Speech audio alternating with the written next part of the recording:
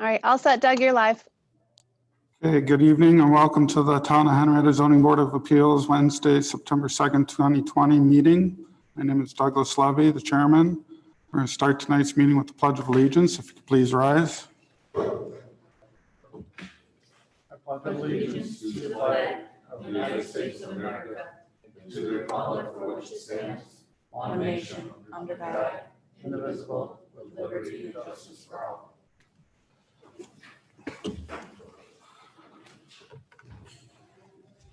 We do have quite a full house tonight, so please check your electronic devices and make sure they're on silent or off. We'll do roll call. Robert Peckham. Present. John Miglioroni. Christian Chamberlain is absent. Beth Mossworth. Here. Heather Robinson. Here. Jesse Redlow. Here. We also have Kevin Wilson on the side dais. Eric Black is on Zoom, and Heather Voss is on Zoom also. We have a motion for approval of minutes of August 5th, 2020. Mr. Chairman, I move to approve the minutes from the Zoning Board of Appeals meeting on August 5th, 2020. I'll second. Second by Chris, or John. John, sorry. I'm gonna do that without looking. Second by John. All those in favor signify by saying aye. Aye. All opposed? Motion carries. First application tonight is 2020-067 by Pepe Jurowski.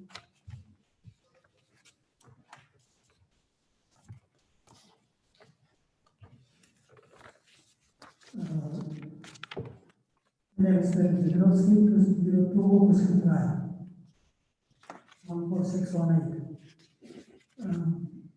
Deputy in the town supervisor, a couple other guys stopped by. They checked the location of the privacy fence. They said that it is okay because when the cars stop on Locust Hill trying to turn, they have already passed the fence line. 4 or 5 cars, they have already passed the fence line, so it's not on the way of anything obstruction of the traffic. Okay. Any questions for members of the board? Any questions, comments, concerns for members of the audience?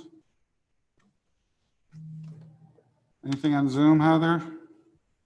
Nothing at this time. Okay, this application is closed. Mr. Chairman, with regards to application ZBA 2020-067 for an area variance, I move to approve. Whereas the zoning board has duly advertised and held public hearings, has considered all relevant information, and has considered the potential benefits to the applicant versus the potential detriment to the neighborhood or community and related to the such variance.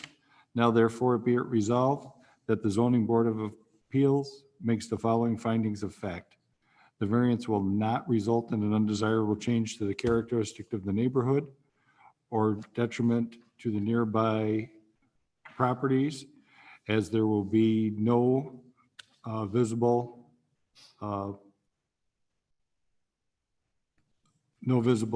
issues. The variance cannot be achieved by some other feasible alternative, as the way the home was built.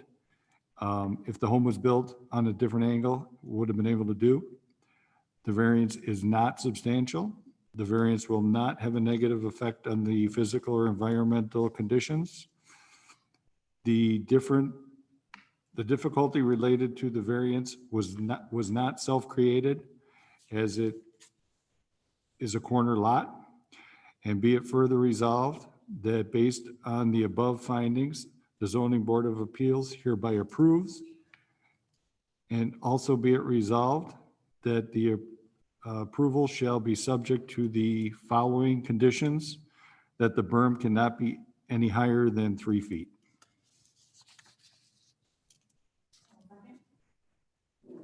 Seconded by Heather. All those in favor signify by saying aye. Aye. All opposed? Motion carries. You're all set. You're good. Thank you. Next application is 2020-079 by Troy A. Martin.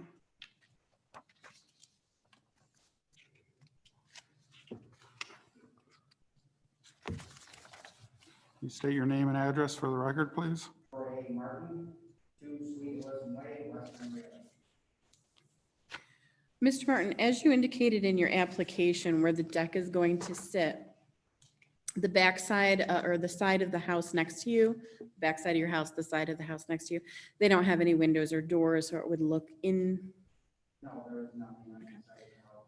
And then the width of the deck is really what the issue is. So having a 7-foot wide deck is not as good for placing furniture, whereas the 10-foot wide, which is the need for the setback. Do you feel that's going to be wide enough for you? And still accommodate everything that you're looking for? Okay. Any other questions for members of the board? Questions, comments, concerns from members of the audience? Are there anything on Zoom? Nothing. Okay, this application is closed. Mr. Chairman, in regards to application ZBA 2020-079 for an area variance, I move to approve as follows. Whereas the zoning board has 1, duly advertised and held a public hearing, 2, has considered all relevant information, and 3, has considered the potential benefit to the applicant versus the potential detriment to the neighborhood or community in relation to such variance. Now, therefore, be it resolved that the zoning board of appeals makes the following findings of fact. The variance will not result in an undesirable change to the character of the neighborhood or detriment to nearby properties. Where the deck is to be located, it is not near the road or public walkway, and house backing that side has no windows or doors as per resident statement. This variance cannot be achieved by some other means feasible. The minimal width is needed to place furniture to utilize the best use of the deck. The variance is not substantial. The variance will not have a negative effect on the physical or environmental conditions. The difficulty related to the variance was self-created, and be it further resolved that based upon the findings, the zoning board of appeals hereby approve the variance as presented. Second. Seconded by Jesse. All those in favor signify by saying aye. Aye. All opposed? Motion carries. You're all set. Good. Thank you. Next application is 2020-080 by Roger and Mercy. Marcy Reynolds.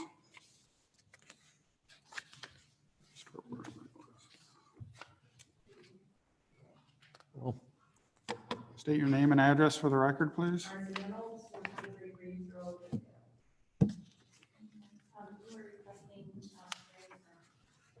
192 foot shed where it's 140 feet. It's a lot. Now, what was the purpose of the shed? For storage, for lawn equipment, lawn tractors, additional things that are in the garage, currently in the garage right now. Use the shed. Okay. How tall is the? It's going to be 12 by 16, just a single story. What is it going to be now? I'm sorry, the material? It's going to be a wood shed, which is pre-built. We're going to have pre-built. Okay. will there be power to the shed at all? No, there's no. Will this size shed meet your needs for now and in the future? I believe so, yeah. Can somebody check the microphone on the podium? We can't hear on Zoom.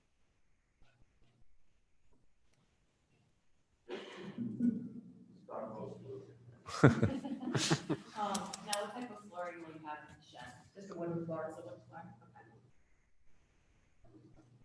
Okay. Any other questions from members of the board? Questions, comments, concerns from members of the audience? Are there anything on Zoom? Only comments are that nobody can hear the podium. I don't know if somebody can step in real quick. We can't hear it all. Still can't hear? I can hear you. It's very mumbled, but it's not coming through very clearly. I'm not sure what the issue is. I think Becky's out there if we can grab her. Kevin's working on it too.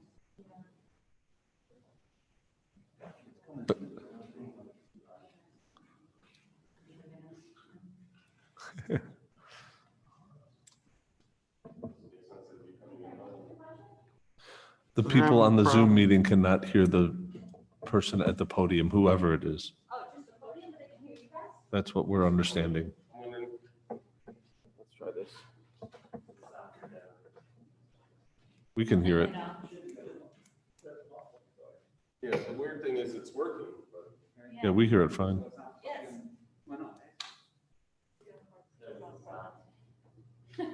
This has to stop. This does have to stop.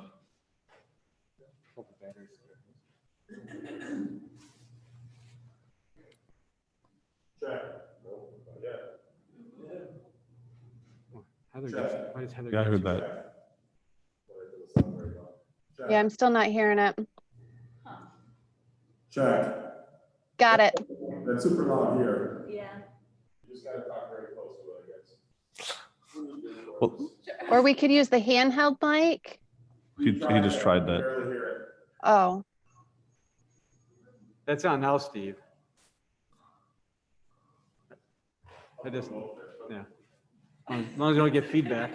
You- There's the other handheld there on the table too. Yeah. Okay, so any other questions, comments, concerns from members of the board? No. Any questions, comments, concerns from members of the audience? I have one resident that has commented, Mr. Ferwerda. I apologize if I'm saying it incorrectly. He says that it's not a matter of the placement, it's a matter of the gain. Gain on the microphone? I'm not sure. He hasn't answered my question yet. Oh, the microphone. Okay. All right, They're not talking about the shed. this application is closed. Mr. Chairman, with regard to application number ZBA 080 for an area variance, I move to approve as follows. Whereas the zoning board has duly advertised and held a public hearing, has considered all relevant information, and has considered the potential benefit to the applicant versus the potential detriment to the nearby, or to the neighborhood or community in relation to such hearings. Now, therefore, we resolve zoning board of appeals makes the following findings of fact. The variance will not result in an undesirable change to the character of the neighborhood or a detriment to nearby properties, as the shed will not be visible from the road and is located behind the garage and a privacy fence. The variance cannot be achieved by some other feasible alternative, as the applicant is requesting additional storage. The variance requested is not substantial. The variance will not have a negative effect on physical or environmental conditions. The difficulty relating to the variance was self-created, as the applicant is requesting a shed for our storage needs for equipment. And we should further resolve that based upon the above findings, the zoning board of appeals hereby approve the variance as presented. I'll second. Seconded by John. All those in favor signify by saying aye. Aye. All opposed? Motion carries. Thank you. Thank you. You too. Next application is 2020-081 by Jeffrey McAlpine.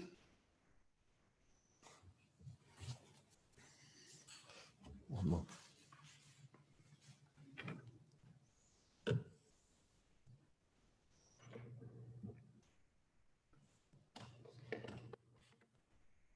Evening, can you state your name and address for the record, please? I'm Jeffrey McAlpine, 529 Wildfire Road, Western North, 14623.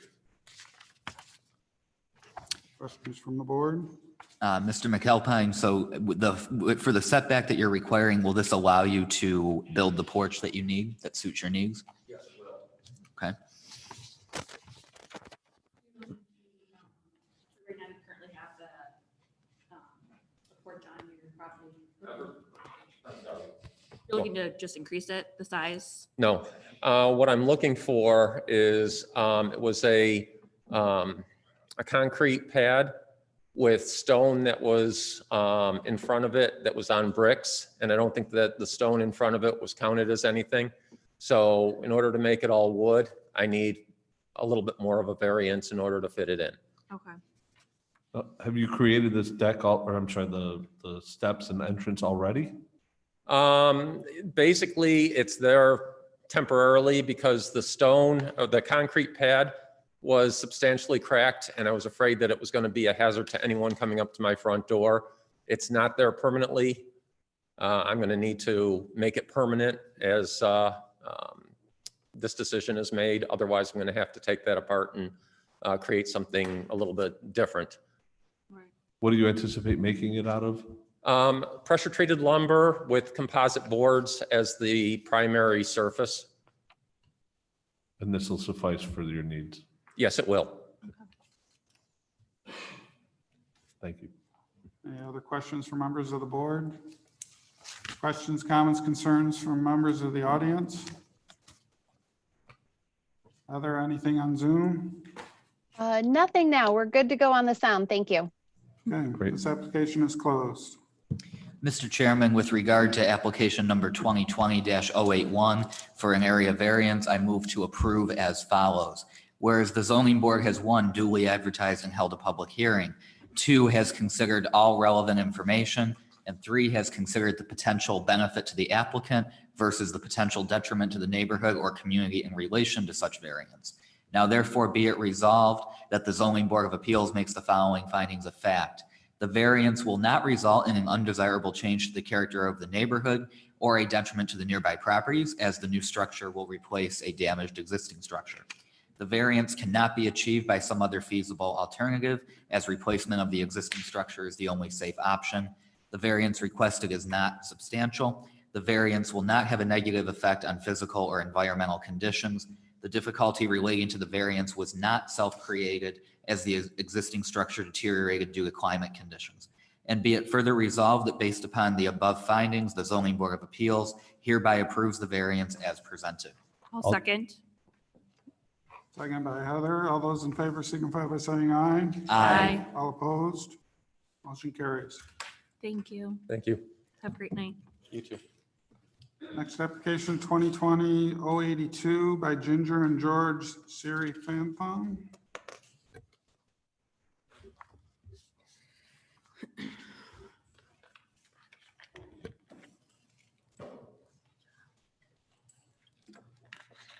Kind of short. Can everyone hear me?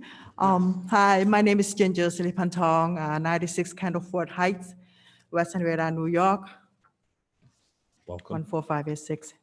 So we see that you're putting in a new shed That would be Yeah. correct. and you are putting in a rather large shed for the size of the property. On your application, I didn't see any information as to what you're using the shed for, so we'd love to understand what the need and the use is. Sure, yeah, I'll be able to list it out if it needs to be. Please.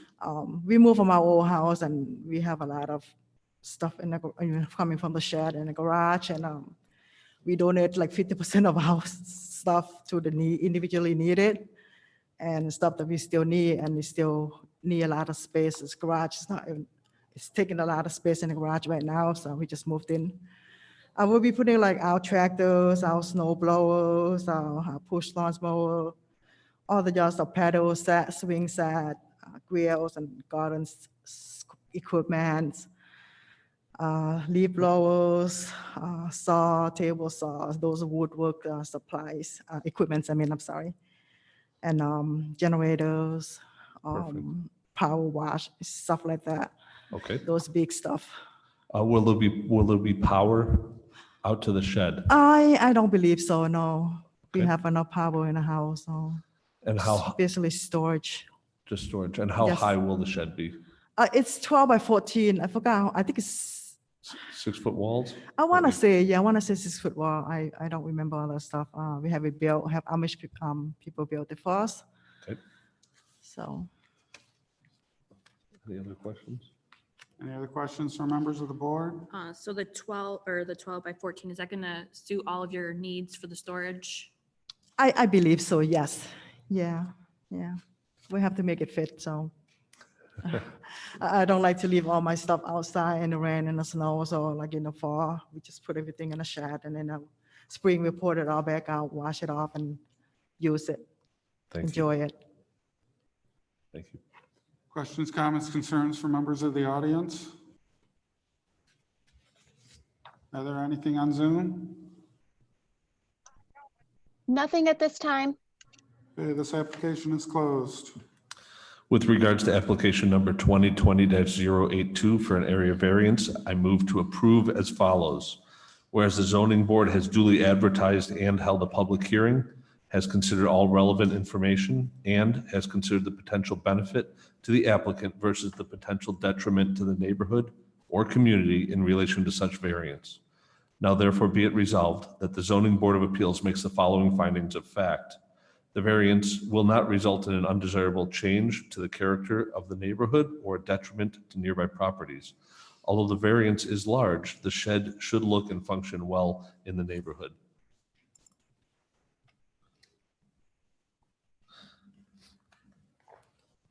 The variance can be achieved by some other feasible alternatives. A smaller shed may offer similar capabilities. However, the change should not harm the neighborhood. The variance requested is substantial. The size of this variance is large, and it is, however, needed for the storage needs of the family. And the variance will not have a negative effect on physical or environmental conditions. The difficulty related to the variance was self-created. The shed is self-created, however, a self-created need. However, it is something that's clean and neat solution to their issues that they have. And be it further resolved that based upon the above findings, the zoning board of appeals hereby approve the variance as presented. Second. Second by Jesse. All those in favor signify by saying aye. Aye. All opposed? Motion carries. Thank you. Thank you. Thank you. Have a wonderful night. You as well. Our next application is 2020-083 by David Elliott. Good evening. Good evening. How are you? May I have some papers that I want you guys to look at, if that's okay, some exhibits? I'm sorry. I have some exhibits that I'd like to. You pass them out, we have to keep Yes, them. please. And can you state your name and address for the record, please? David Elliott, 350 River Meadow Drive. Let's see, how many we really need? 6, I think. 6. No problem. I can pass them back. Thank You want me to pass them back? Yeah, please. Thank you, sir. Sure. The file, thank you.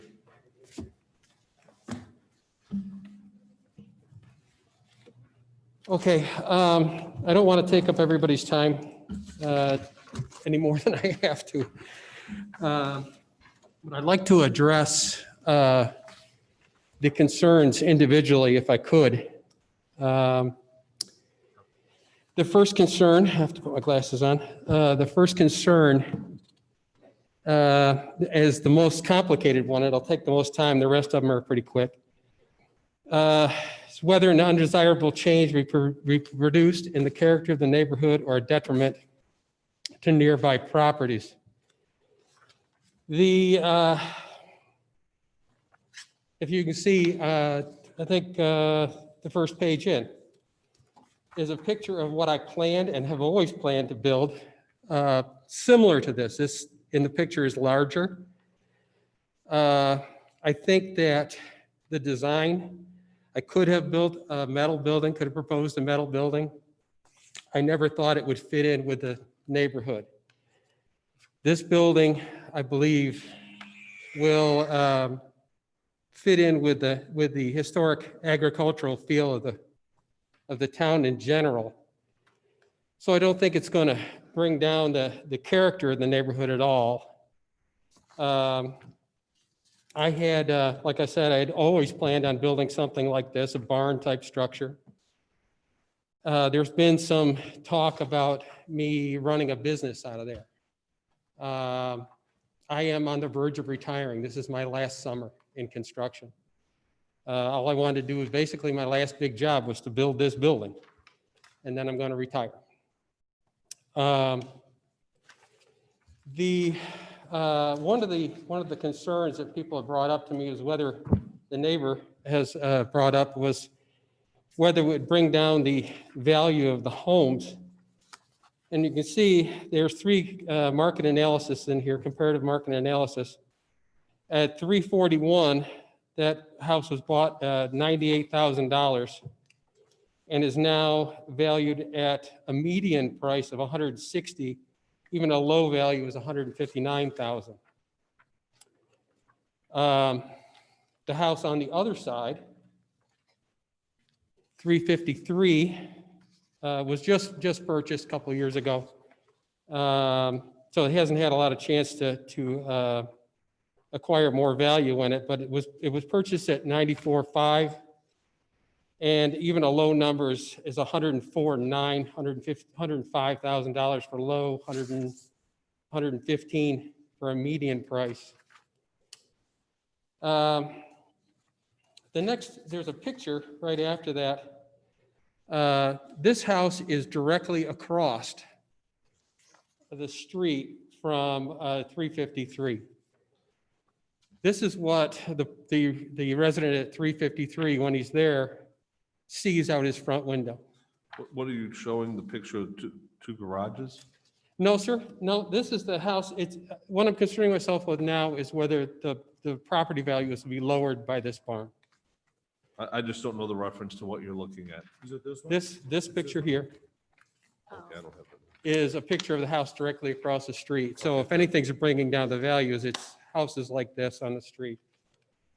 I would have to go a long way to build something as nasty looking as that. The next comparative market analysis is for my own house.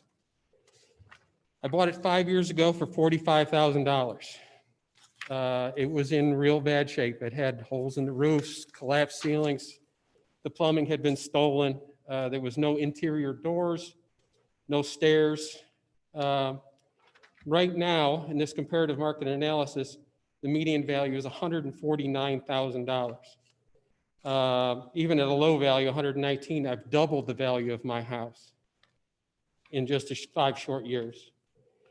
And you can see the pictures after that are my house when I bought it, and the house, a more recent picture of the house with the garage addition and quite a few upgrades.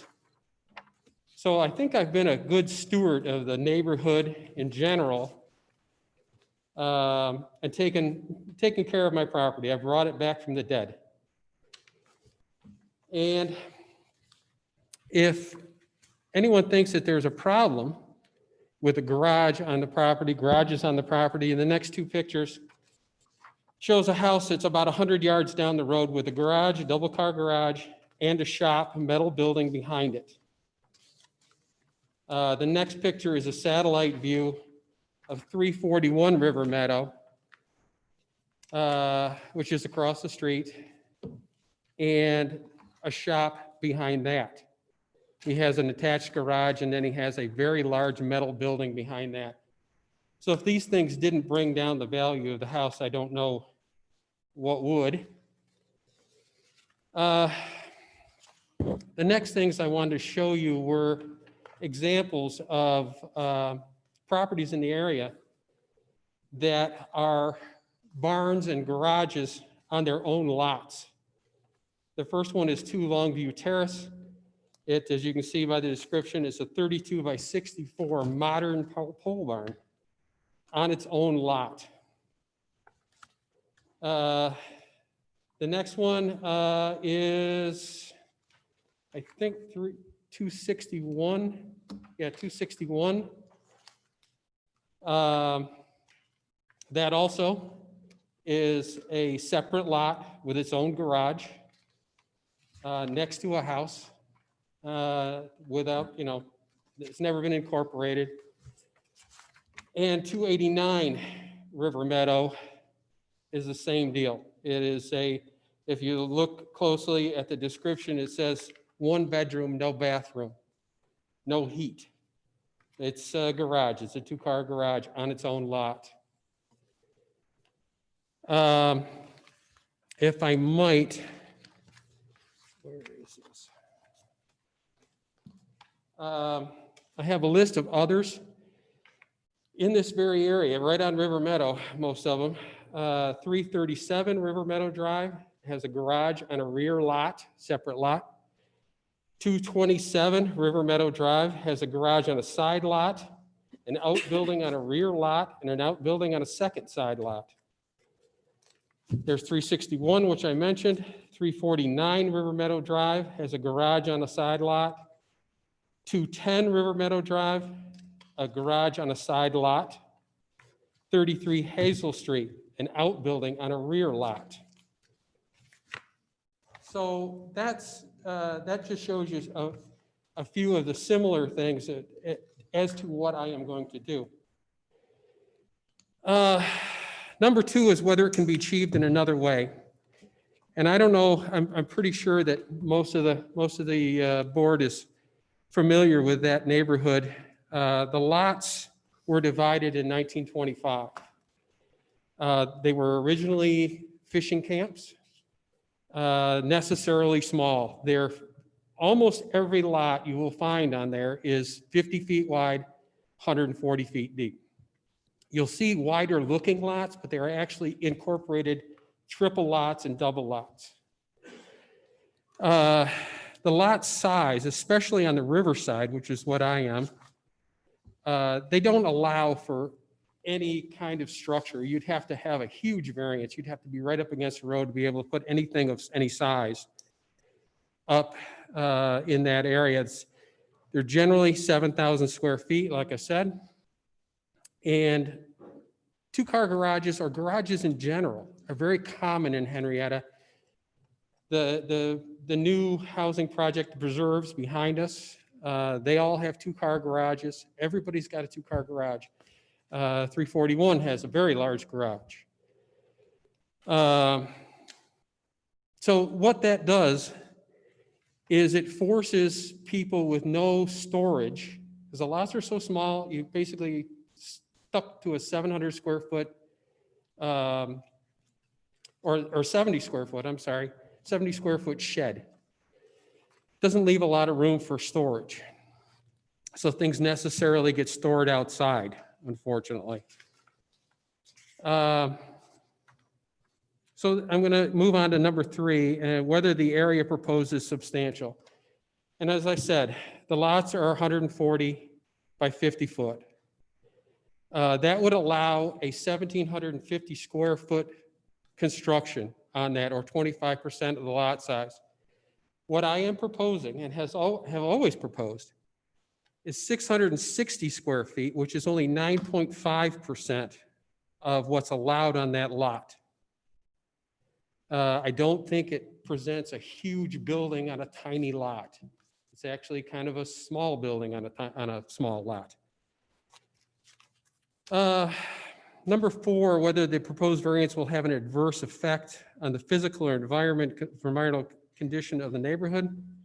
As I said, it will be built in a style reminiscent of the agricultural history of the town. In my opinion, it'll add to the ambiance of the neighborhood.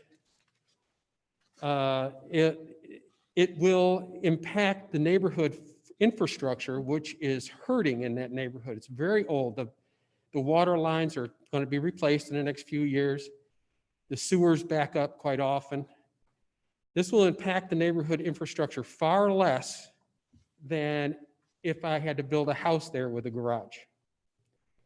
I'm not planning on tying into anything, not the water system, not the sewer, just running electric to it. That's it.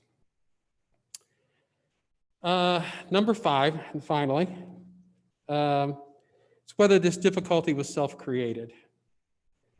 And as I said, the lot sizes almost always result in storing many items that would be in a garage to be stored outside. If you go down River Meadow, you can see multiple examples of this, like tractors and mowers and garden equipment. My goal is, and always has been, to store these items in the garage with my car and to use it as anyone might here use their garage. Number two, on that note, whether this is self-created. Now I know that I can't hold the building inspector to this. I knew it when I talked to him. But before I signed the paperwork on this property, I called him and I said, do you see any problem with me building a garage on this property? And he hemmed and hawed, and I said, considering that I will do everything in my power to make it the way you want it, you see any problem with it?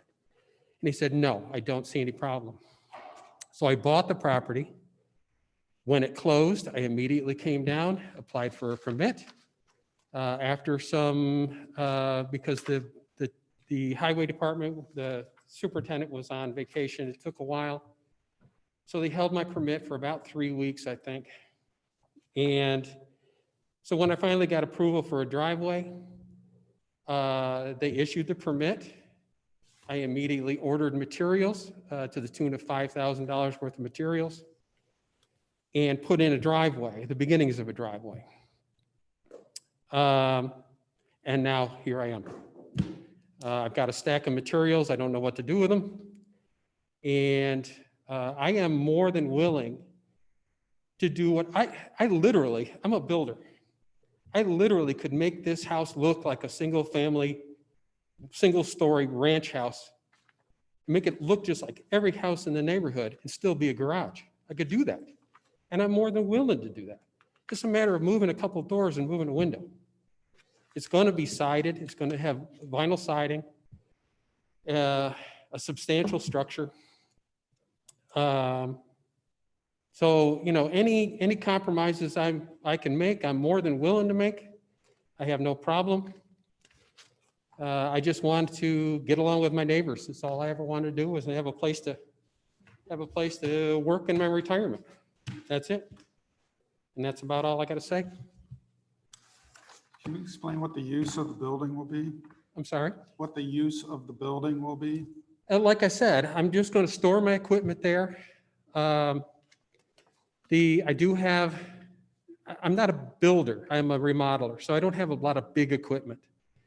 I do have tools, I have shop tools and stuff like that. I went to college to be a furniture designer. I haven't done that in about 30 years, and I'd like to do that again. I'd like to start building stuff for myself and just play with it again. But I'm not, it's not going to be, as some people have said, an auto shop, or, you know, I'm not going to run a business, like I said, out of there. It's just going to be me. I'll put my car in there in the wintertime. That's about it. Is there going to be a second level to this building? No, sir, as you can see, like I said, that picture there is much larger than what I had planned. It does have a gambrel roof, so it will be storage up above. Sure. But no, and I did that on purpose, so you could walk up there without, you know, crawling around on your hands and knees. Sure. But that's really it. No, just single story with an attic space. Now, the proposed building has a porch on it. Are you going to have a porch on this building that you're going to be building? I'm sorry? The picture that you showed has a porch on it. Are you going to be having a porch? It did originally have an overhang on there. I still like to do that, just to put my tractor under, you know, for the winter time. It's it's like it's about this high at the middle. It would be nice to have it. I'm not married to it. It's fine. Okay. Yeah, the 660 square feet is basically, is 22 feet wide, which I have the trusses already. They're holding on to them for me. Thank God they're not sitting there. 22 feet wide and the allowable 30 feet deep. So 660 square feet. Okay. So, Mr. Elliott, you mentioned that part of why you want this structure is to store a lot of tools. But as you were speaking, I also heard you say that you don't have a lot of large equipment. So why do you feel that you need something of this size? Well, I have, like I said, you know, I'm a college-trained furniture designer. So tools are like a table saw. My big shop saw is this big, you know. You can't really work a table saw. I don't know what your experience is with them, but you need room on either end to run a table saw. You need an outfeed and an infeed. You need room on either side. So just that takes up floor space. So these tools are for your hobby, not for a For my business? hobby, yes, for my hobby, yeah. Okay. I have I've been in construction for 45 years. I work out of my truck. I don't work out of my house. If you look in my truck, you'll see a chop saw, a small table saw, shop size table saw, a workbench that I pull out, ladders and whatnot. But as far as like working out of a shop, I don't do that any more than I work out of my house now.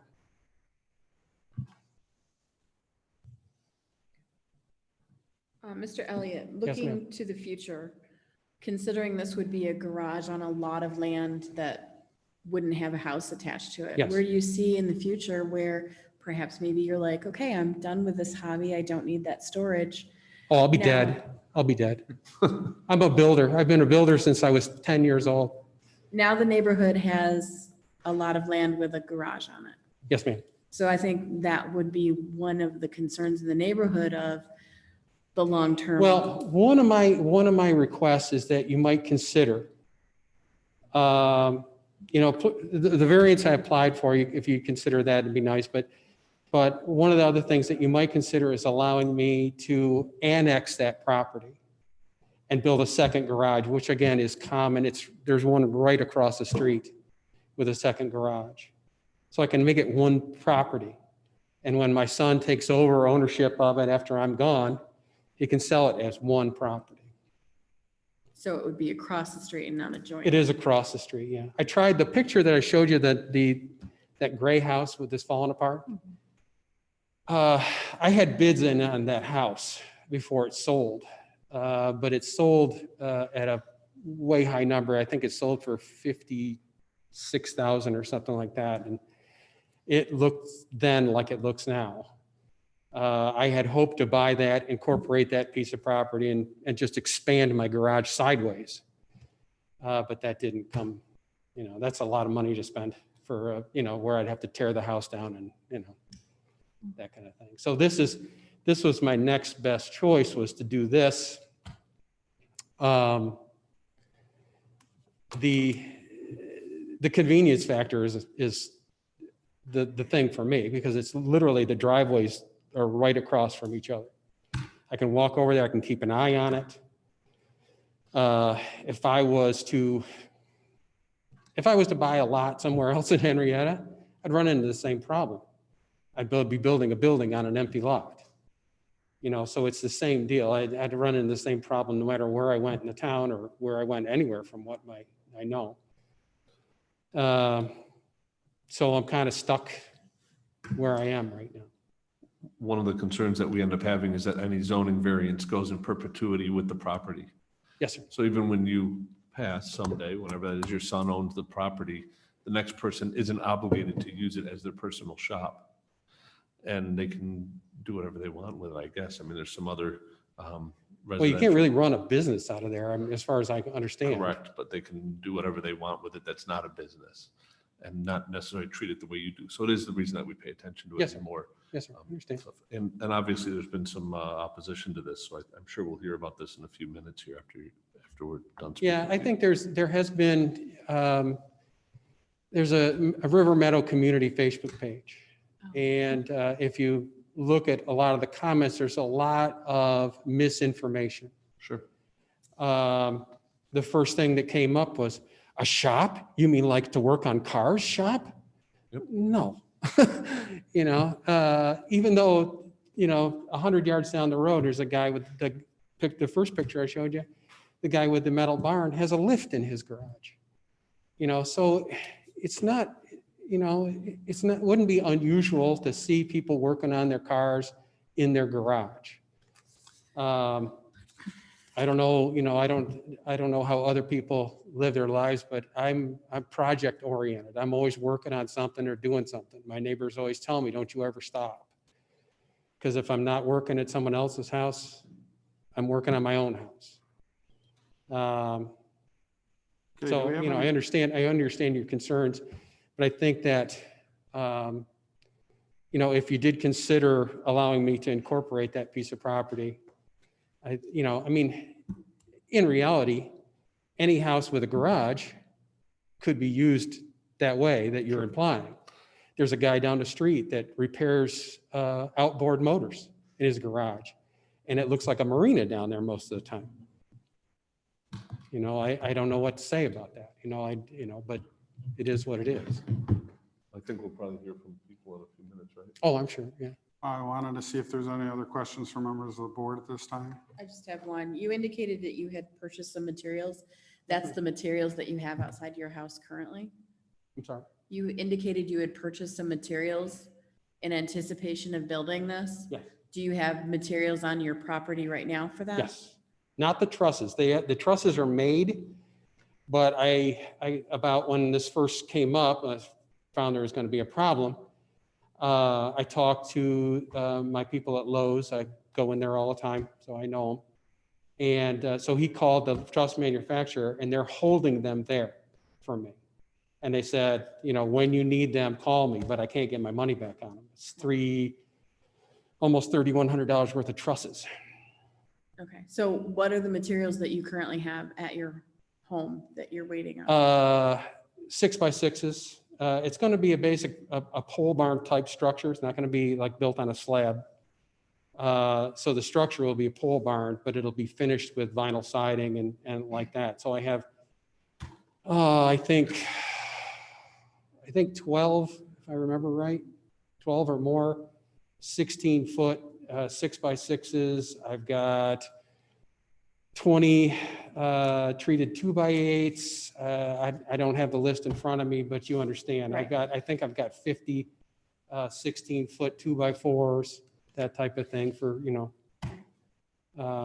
so a substantial amount of materials. Thank you. Yep.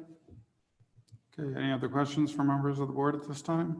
No, sir. Do you want to have a seat at the table? Absolutely. Then we'll see if anybody has any comments, questions, concerns from members of the audience. There's one in the back here, Doug. Come on up. I do have some people on Zoom as well, Doug, when you're ready. Okay. Yeah.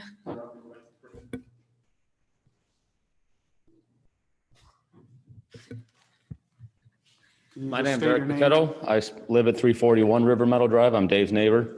I do have some concerns and propose to the variance. Number one, he brought it up himself. He has been running his business, which is the bread and butter.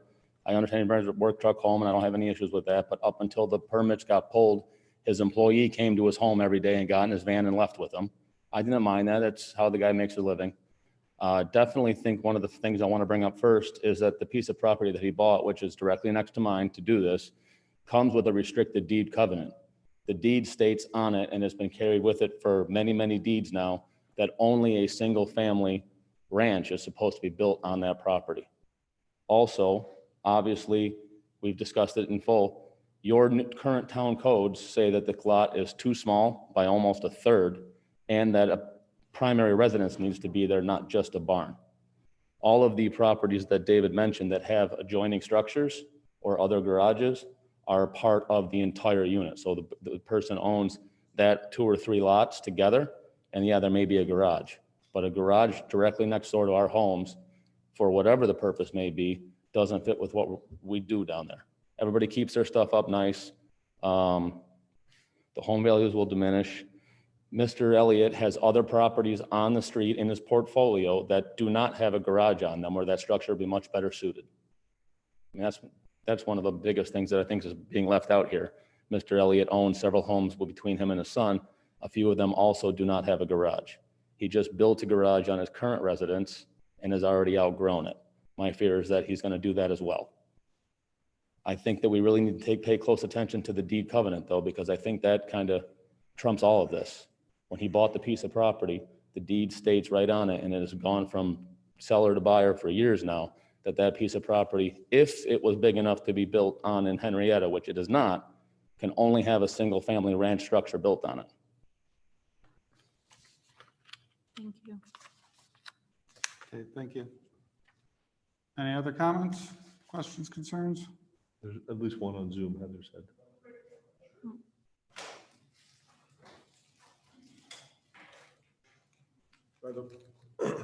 I'll just interject something. Steve Schultz, Henrietta Town Supervisor. If the lot was existing prior to the minimum lot size, it's considered pre-existing non-conforming. And so even if they've since made the minimum lot size larger, the older lots would still work if they fit within the setbacks and that stuff, so. Yep.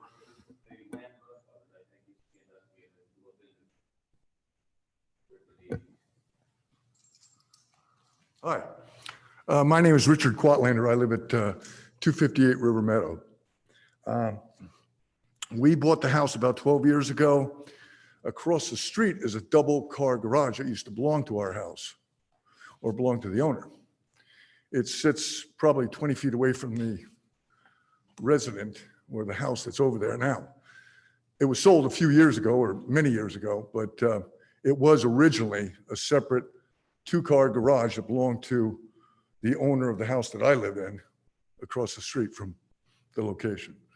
I just wanted to go on the record and say that, you know, what he's asking for is something that is almost identical to what we had many years ago.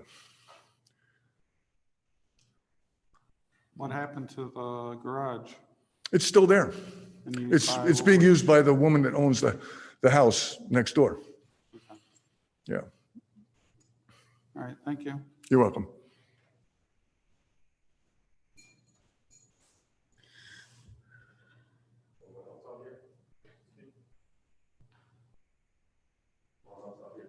Can I respond to the statement about owning other property? We'll get through all the comments first, and then you'll have your turn to rebut. Heather, the comments from Zoom? All right, so the first person I have, James Ferwada. I'm going to unmute him so he can speak. James, you have the floor. Can you hear me? Can everyone hear me? Yes, sir. Yes. Very good, thank you. So my name is James Ferwarda. I live at 353 River Meadow Drive, which is adjacent to the property in question.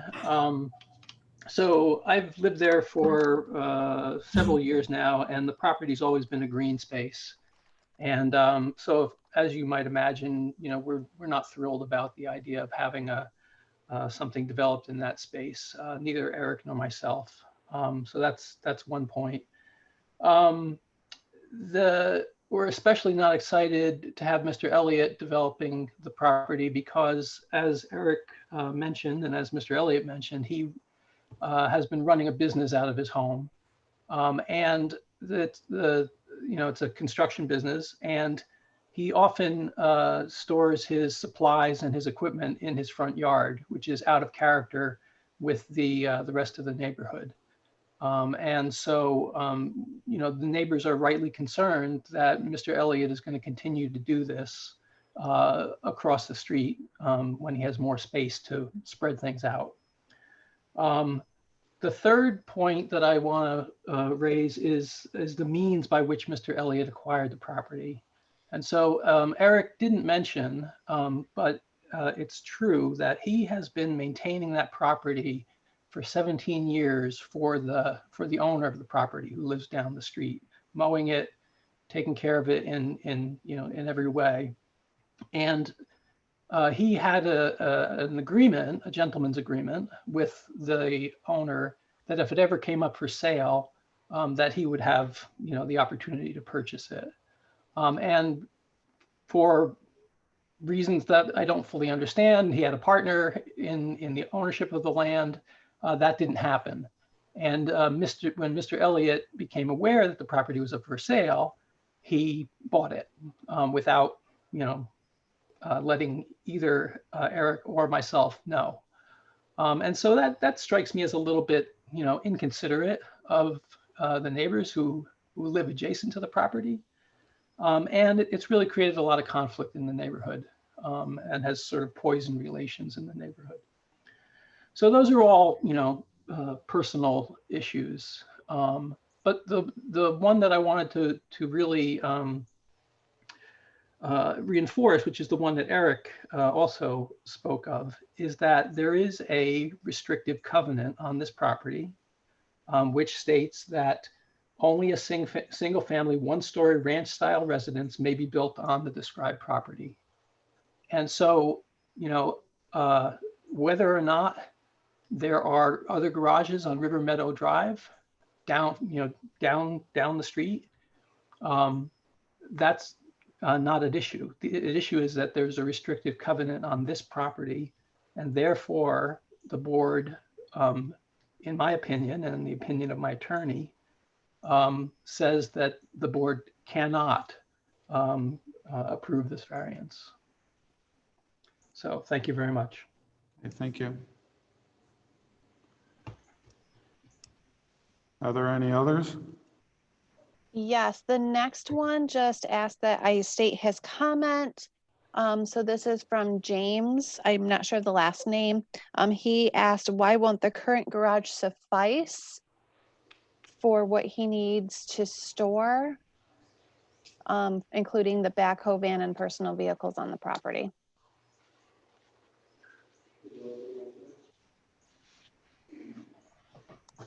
Any others? I have one more. There's an Amy who states that she does not want the building built. She would like to see the area stay green with no buildings. And it would be a different scenario if he was building on the actual residence property. Okay. Yeah.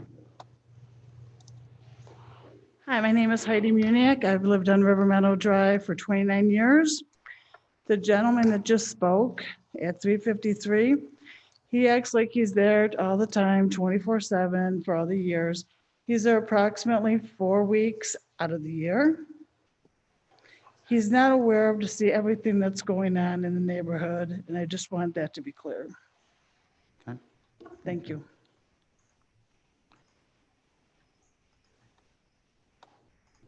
Are there any others? Oh, yeah. Next one I have from Sarah Salim. She stated, we oppose the construction of the garage/shop on the property, as this is a residential area, not a commercial one, and it will disrupt the peace of the neighborhood and future property values. Then the next one I received is from the Colvin family at 357 River Meadow. They are concerned with the proposal as Mr. Elliott owns a lot of large equipment, including backhoes, construction materials, and more that he has stored on his front yard. They are concerned that this will be more than a shed and will be used as an active workshop with noise and personal equipment all over the property. And his home is also across the street from the lot, which is just a statement. Okay. And then James Ferwerda, did you want to state again? I see you just commented. Yeah, I just wanted to rebut the woman in red's comments that I'm only there 4 weeks a year. I'm a professor at RIT, but I also live in Ithaca, New York, and so I am there at least 3 days a week during the academic year. And so the woman's statements are just false. Okay. Are there any other ones? I am not seeing any others at this time. Okay, Steve, any other comments from out there? Okay, do you want to come up and rebut? Can we also? Yeah, Just a we'll- couple of things. When it was stated that I own other properties on the street, I own 2 other houses. One is a partnership with a friend of mine, and the other one actually belongs to my son. The first one is a small house with a short driveway. There is absolutely no room for any more building on that property. It just isn't. It can't be more than, if it's 30 feet to the road, I'll eat it. The other one appears to be a big lot, but there's a right of way for RG&E. It's a lot and a half. And the half lot is occupied by a right of way for RG&E. The power lines go right through there and across the river. So you can't build there. So that's one thing that, he implied that I could build on either one of these and be happy. I just can't. There's just no room. What do you have to What was say the other about thing? the Oh, I've deed? already stated that I'm not going to be, I literally, these are health problems. I've had surgery on both knees. I've had surgery on my elbow, on both wrists. I have 3 herniated discs in my back and a cracked vertebrae in my neck, and I've broke my foot in 3 places. I just physically can't keep working. Every day I go to work, and my neighbors will attest to this, I get out of the truck and I'm bent right over. I can't do it anymore. That is why I'm retiring. This is not a frivolous thing that I've thought, well, if I tell them I'm retiring, it'll be fine. It's not that. I just literally cannot work at the level that I'm working now. My neighbors have, Mr. Bruschetto his wife has taken pictures and posted them online. One is my tractor in the front yard. Yes, it was in the front yard. If you look, the yard is, I am working on the yard. I've been working on that yard since I got there, trying to get it built up and get grass growing in there. So it's not really, okay. But I don't have any other place to park this tractor. Like I said, it's not a big tractor, but it does have a hoe on the back. I use it to clear snow in the wintertime. I've used it to dig the footers for my deck, stuff like that, but it's not a commercial thing. And I can't imagine any scenario where I'm going to start manufacturing out of this barn. It's inconceivable to me. I never have manufactured stuff out of my garage. When I lived in Naples, I lived there for 24 years. I had a big shop down there. It was 24 by 36. And I never manufactured out of there. And it was plenty big enough. There's nothing for me to manufacture. I work in people's houses every day. You speak to the comment about deed covenant? Yeah, I thought this might come up, and I was kind of hoping that it wouldn't, but there is that covenant. It was placed on the property. If you look at the letters, at the last thing in your sheet, there's some correspondence back and forth. It kind of explains how I landed on this property. That the first letter is from Mr. Ferwerda, telling me that I should sell the property to Eric, which, why? I mean, I didn't need his permission to buy it. Can you speak specifically to the deed covenant? Yes. Please. As far as the deed covenant, that was put on by the wife of the gentleman who built a lot of the houses on River Meadow. She has passed away many years ago, as far as I know.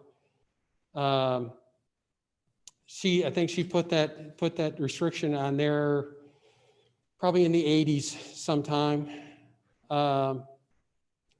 And I haven't been able to get anybody to explain this to me. I talked to several real estate lawyers, and the thing that comes up in my head is why, not to put it too vulgarly, but why I have to dance to the tune of a woman that's been dead for 40 years. She didn't want a 2-story house looking down on her, and so whatever. So if I have to build a house, and that I'm assured that it's no problem building a house there. I don't want to. I have the wherewithal to do it. I've already got bids from 3 different engineering firms about the floodplain. I've already contacted builders. What will end up happening is I will build a 1,100 square foot house and a 660 foot square garage. It'll be the same deal, except it'll be a house now. Now it's going to be big and it's going to be tied into the infrastructure. I'm not sure if the neighbors want that. It's a 660 square foot garage, or it's a 1,750 square foot garage and house.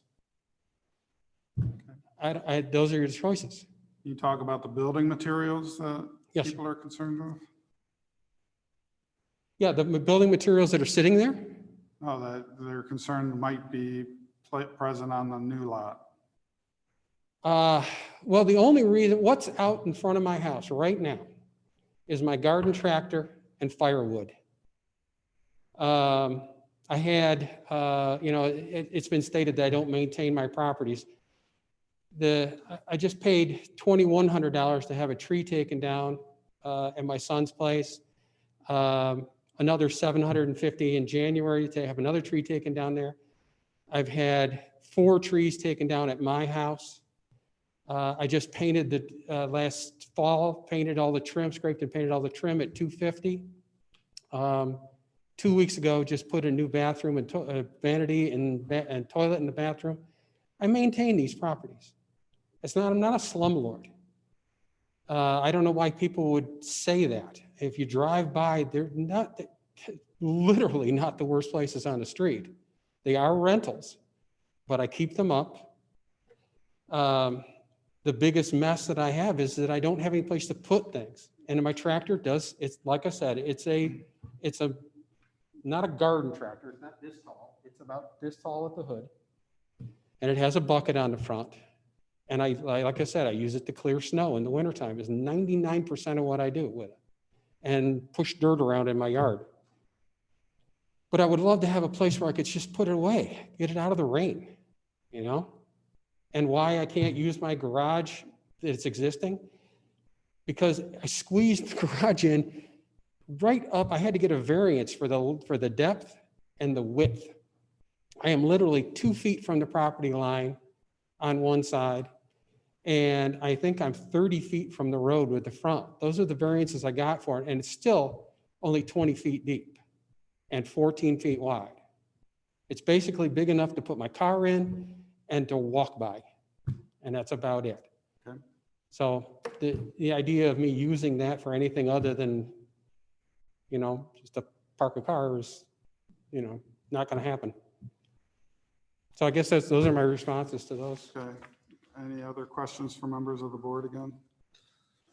I'm not necessarily for the applicant, but the restrictive covenant things that have been mentioned, is that something that is different for us than any other variance that we deal with?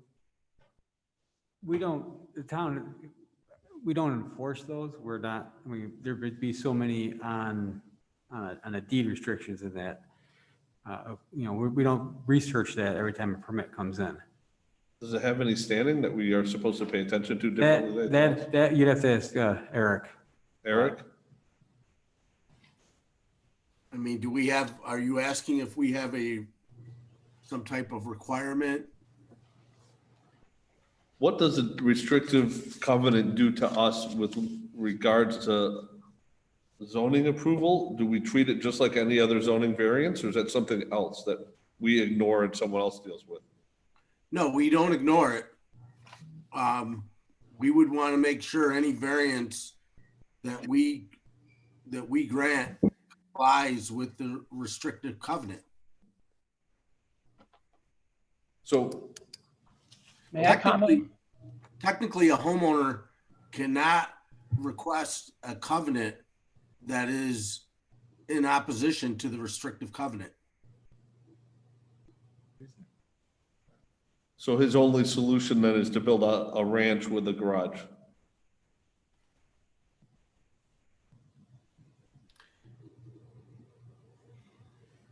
That was a question, Eric. I don't know that I can give you a yes or no answer to that question. So Eric, this is Jesse. I want to ask a follow-up question to what the vice chairman raised. So if we have to consider this restrictive covenant, none of us have seen it. So is that something that you need to review or that we need to look at before we can make a decision one way or another on this application? I mean, if it's being alleged that there's a restrictive covenant on this property, then yes, the entire board, including myself, would want to take a look at it. I mean, it's pretty easy to say that there's a restrictive covenant on a parcel, but we'd have to get a copy of his deed to verify that. Okay. That's something that you could produce? I don't have it with me. I actually have, although I do have a copy of the original Mr. Elliott, could you please step up to the microphone? Thank you. I do have a copy of the original deeds and restrictions from when the property was first divided in 1925. And I was hesitant to bring this up, but again, you know, dancing to the tune of someone that's dead, and I realize that this is against the law. But in the deed restrictions, the original deed restrictions, it is not allowed to sell to or allowed to occupy or have occupied on any of these properties, stated as in the deed, a colored person. How long do we dance to the people that, you know, to the will of the people that are gone? You know, a lot of these deed restrictions don't make any sense or mean anything to accept the person that is dead. You know, and I don't know why, you know, her will, I used it as an example. I was talking to my son.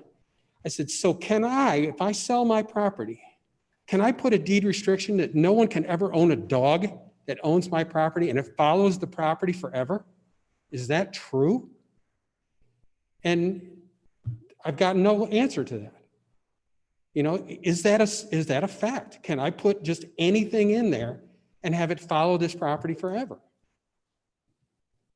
I think that's a good question. Mr. Chairman, If I could, Bob, if I could respond to some of what he said, the answer is no, you can't put anything in a deed restriction. And there is also a well-established law that we can disregard any deed restriction that is against public policy. For example, a deed restriction prohibiting selling to a person of a specific race, religion, or sex.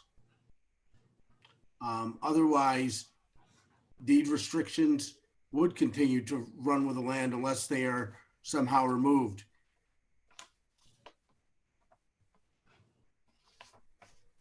Okay, I think we're at a point where we would like the applicant to produce the deed covenants. So if you could submit that between now and, I know, between That's now good. and next meeting, and we'll adjourn the meeting for tonight. We'll adjourn our meeting for tonight, and Just bring that by the office. yeah, we'll get copies and have our attorney look at it. It does state what he said. You know, I'll maybe that's, what's that? You have it? I have an email copy of all of them, but I don't have one I can hand you right now. I left them on my desk for You know, you can see them right on the county website. You just go by text. yeah, I'll admit that it does say that. When I bought the Okay. property, my lawyer pointed it So- out to me. All right, so Eric, he's attesting that the deed covenant does restrict to a ranch. So does that make our variance mute? It could, unless, you know, I would recommend tabling the application, getting a copy of the deed, and reviewing the precise language that All it's. right. So if you could submit that to town staff, we'll review it and we'll meet again next month. Okay, thank you. Okay, this application is tabled. Our next application is 2020-084 by Leah Mundar.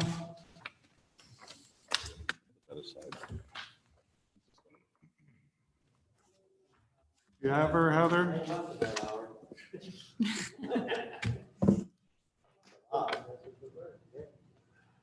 Heather? I'm not seeing her on Zoom and she was supposed to be in here. Okay, we'll skip her for right now. So we'll go on to the next application, 2020-085 by Rose Canor. Excuse me, this is James Forwarda. I'm sorry, I've been trying to make a comment on 083 for the last 10 minutes and no one's recognized me. So the comment that I wanted to make is I sent with my letter copies of the relevant deeds to the board. And does the board have them? Have you received my comments in my letter?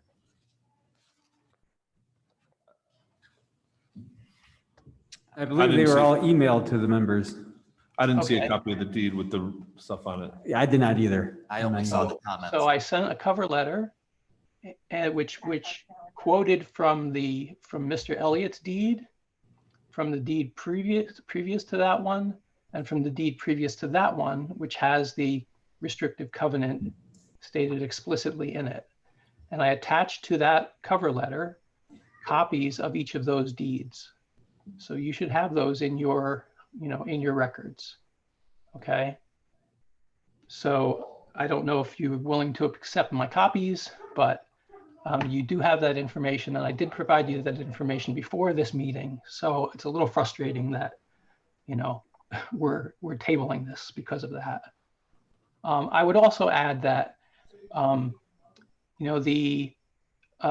restricted covenant is, Mr. Elliott brought up the thing about not having a restrictive covenant about a person based on racial issues.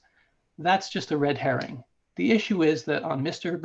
Elliott's deed, there is a restrictive covenant that says he can only build a single family, one-story ranch style residence.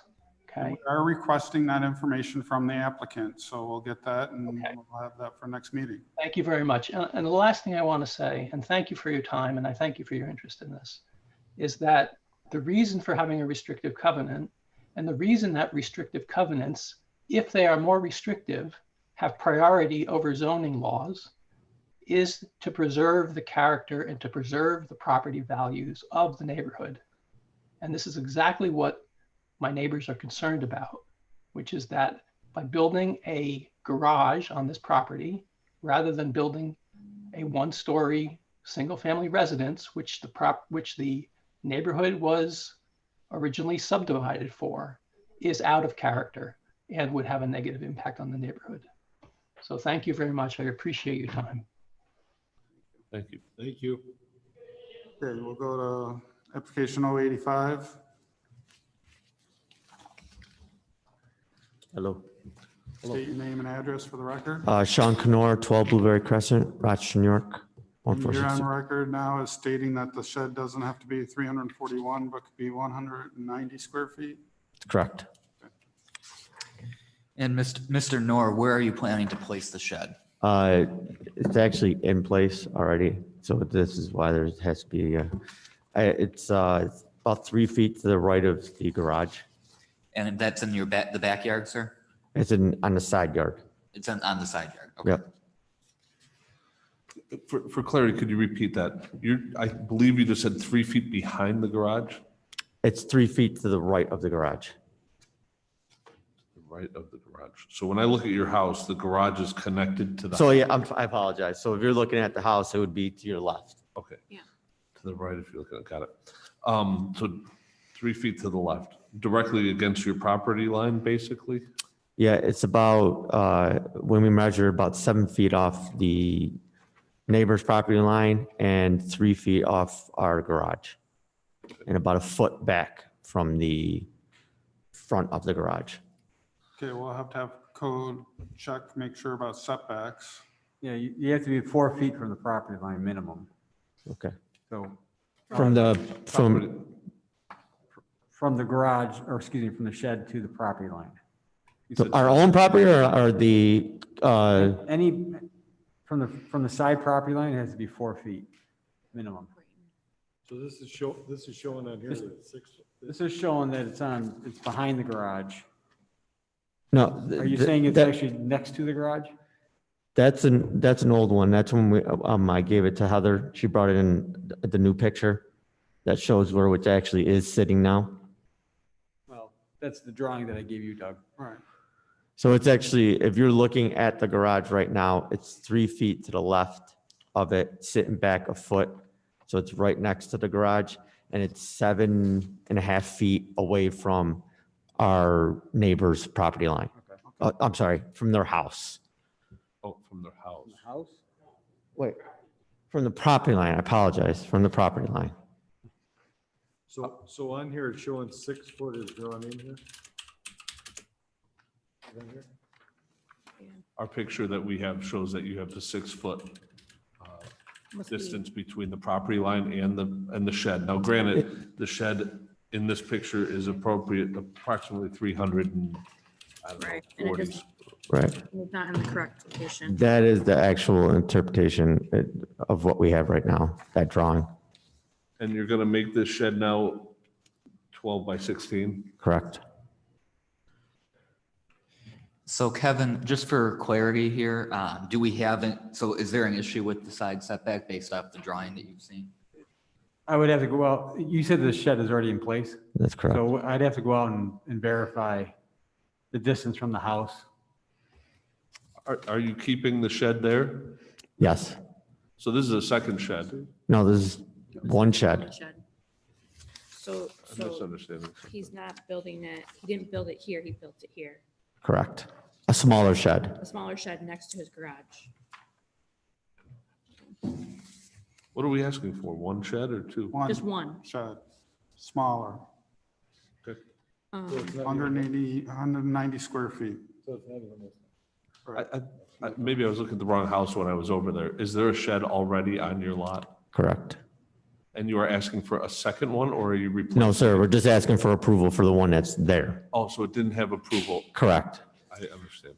Sorry. I didn't want to interrupt you as you guys are That's talking. fine. I'm sorry. So the shed that you're proposing or is already there, in place, are you gonna be running electric to this shed? No. No, okay.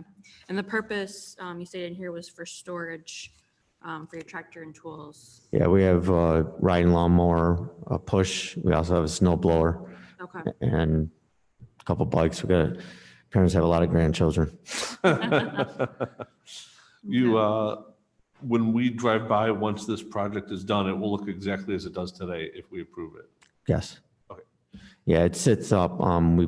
We put it on the stone, about 6 tons of stone, and then the people that actually put it on there, it's already prefab, so it wasn't even built. It was prefab, and they leveled it all out for us and everything like that. Mr. Chairman, just my quick math, if the shed is more than 1'4" from the garage, it'll be at 4 foot, so. Showing it as 32 inches. But it sounds like he's gonna need a variance for, another variance next month for the side setback. I think you're closer than 4 feet to the property line. You said it's a 12-foot wide shed, correct? Correct. You only have 17.3 feet. Well, 11.6. Well, you measured it? Okay. 11.6. So does that change your math? No, I think you still, what's the distance between the shed and the garage? 32 inches. Yeah, so I think you're gonna need a second variance for the side setback or request. So size and setback? If they Correct. keep it where it's located. Yeah.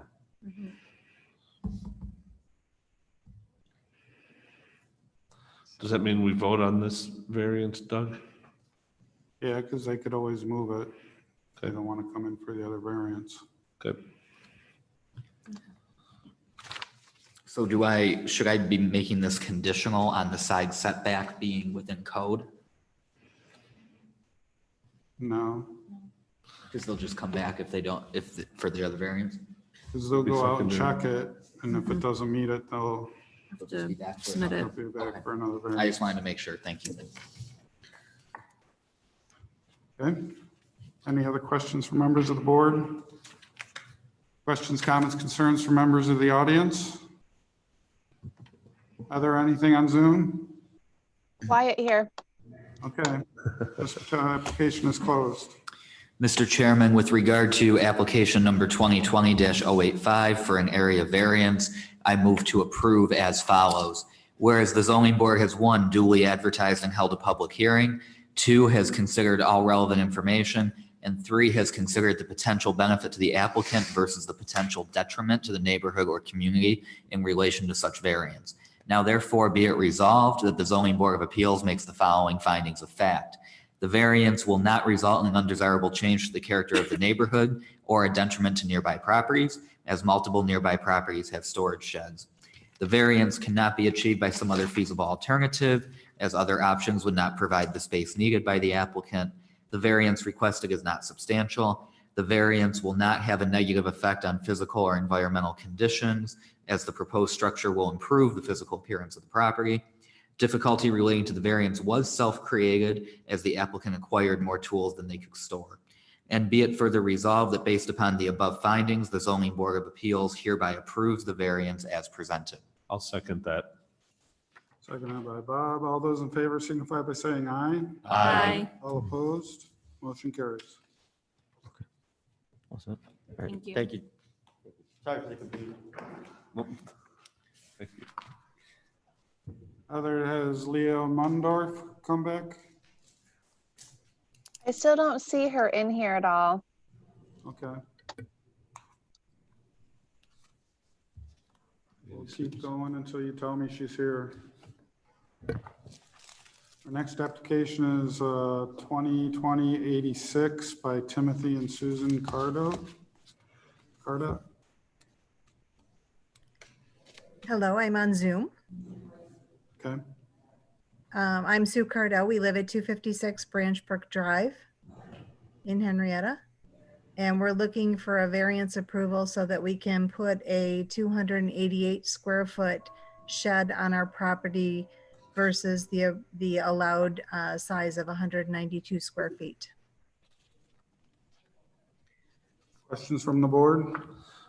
Ms. Carta, in your application, you indicated that you were looking to place this 12 by 24 shed on the property because it's going to be used for a lawnmower and an ATV. Is there anything else that you need to use the shed for?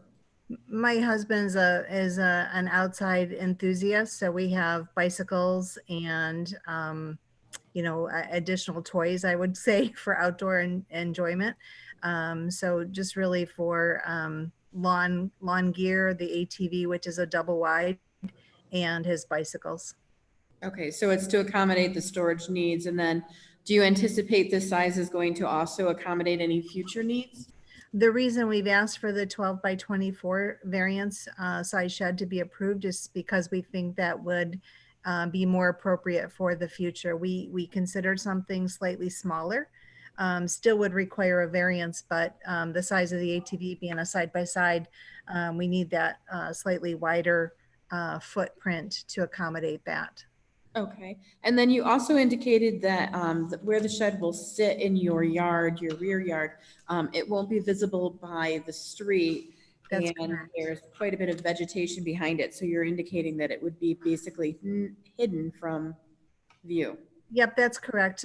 Where we live on Branch Brook Drive, we have a walkout basement. So the street level is essentially above, it kind of drops off in the backyard, and there's if you're familiar with our neighborhood, there are streets off of Ward Hill that the houses, I should say, off of Ward Hill are 5-acre lots. And so they're long extended backyards. And so it's really hidden from the main street viewing.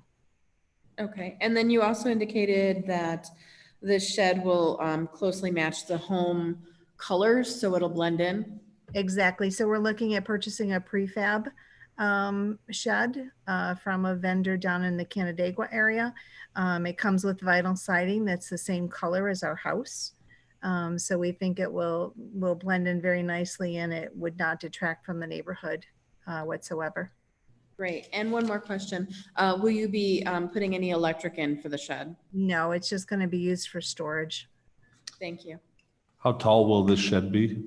I've walked inside of a model, and it doesn't have a second level storage area. It doesn't have a gable roof or anything like that. So I'm really bad with estimating heights, but I would guess it's probably, I don't know, maybe 12 feet tall.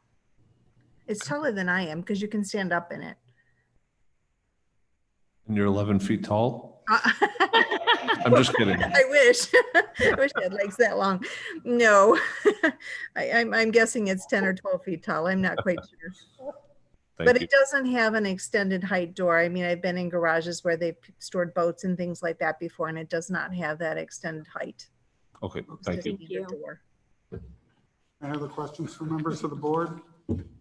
Questions, comments, concerns for members of the audience? Are there anything on Zoom? Nothing. Okay, this application is closed.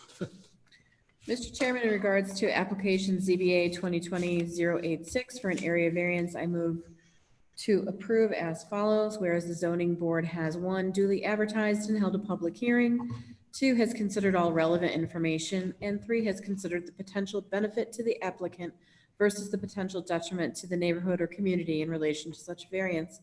Now, therefore, be it resolved that the zoning board of appeals makes the following findings of fact.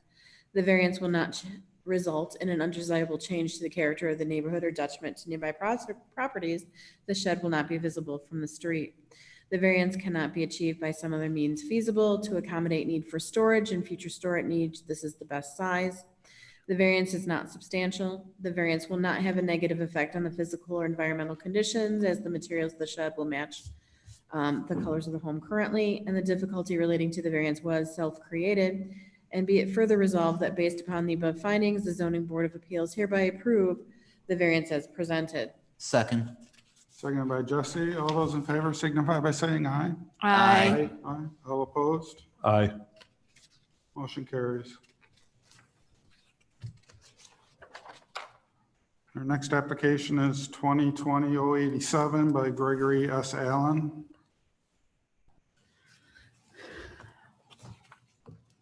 Good evening. Good evening. State your name and address for the record, please. Yes, Gregory S. Allen, 40 Cobblefield Way, Pittsford, New York, 14534. Okay. And you're requesting for 29-foot wide or 29-foot driveway, whereas 20 is allowed for specifically for parking area. Correct. Okay. You mentioned on your application that you had some safety concerns, or what? Can you elaborate on that? Yeah, we're if you take a look at the map I gave you, we're right on a curve. That's a very tight turn. People blow through that stop sign. They come around the turn. I've lost countless mailboxes. My daughter was young. I used to have to park my car down there for her to play in the driveway.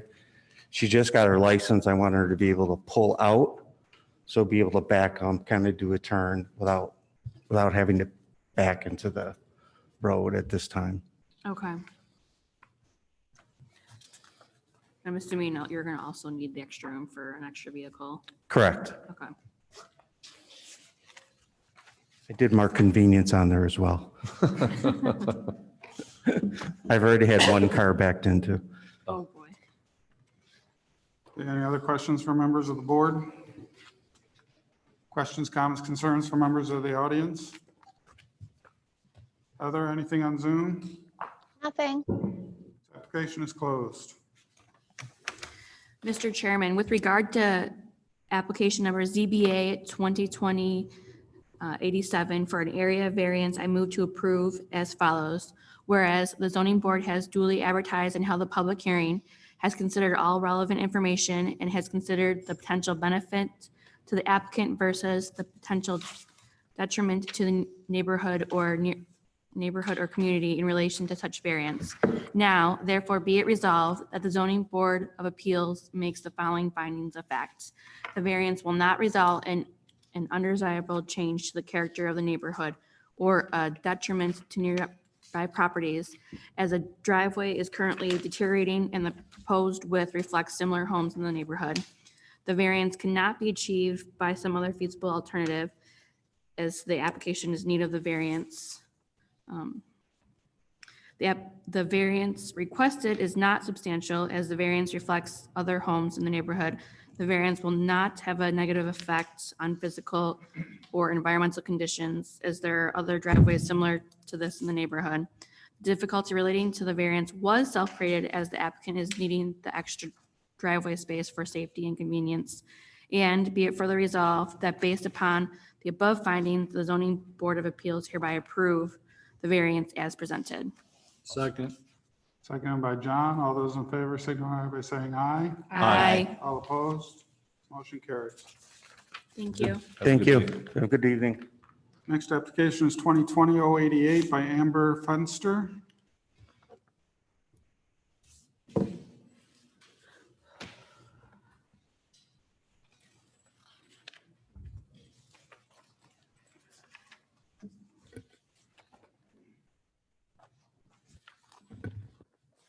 Aye.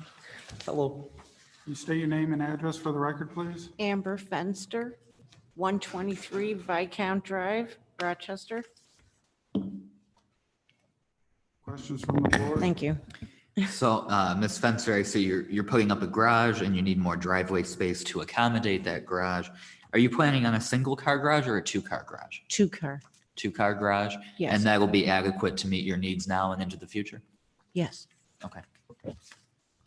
The garage will be detached from the house? Yes. Will you still keep the segment of your driveway that you have today that goes up to the house? Yes.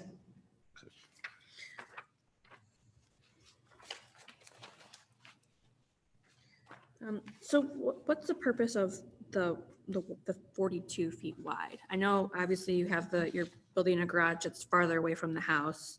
But is that going to meet everything that you need? I believe so, yes. Believe That's so. why we put in for the 42.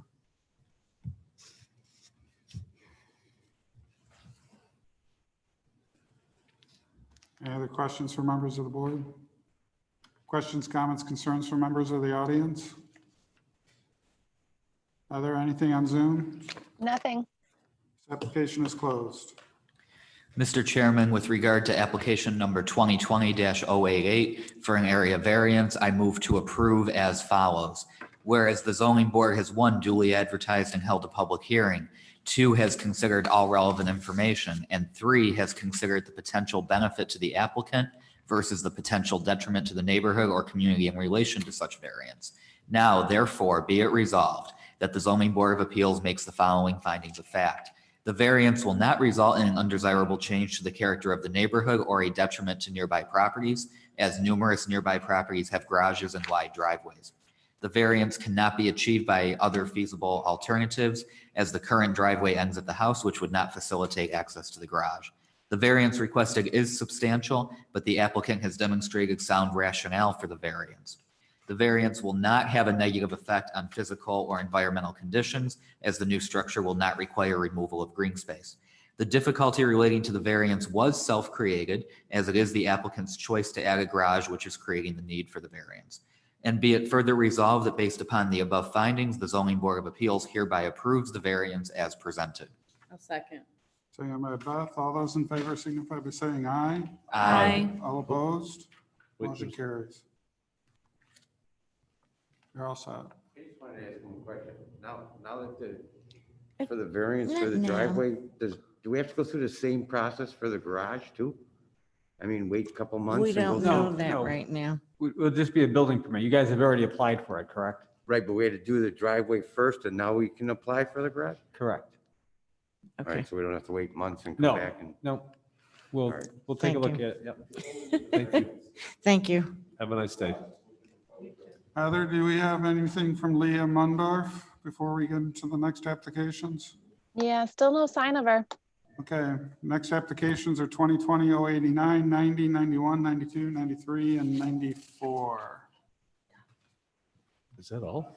We're going to take a quick 5-minute recess before we get going.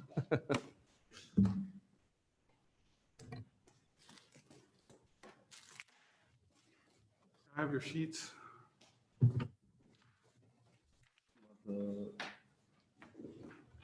you want these two from the gentleman with at 350 or? Application for 350, yeah. But not the paperwork? No, you want to keep that.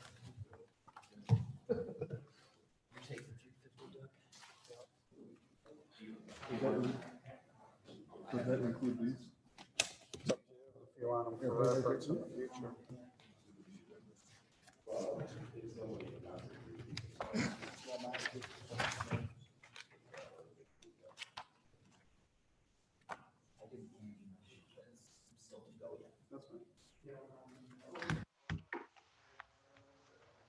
Hello.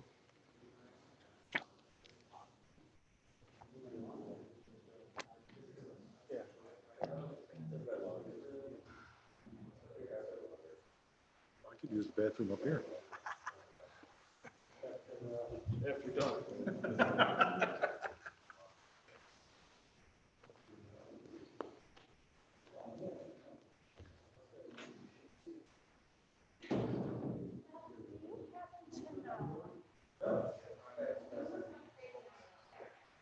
Okay.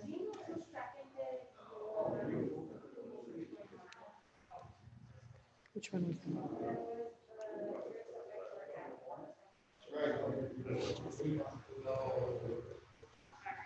No worries. So I really had to clarify her names.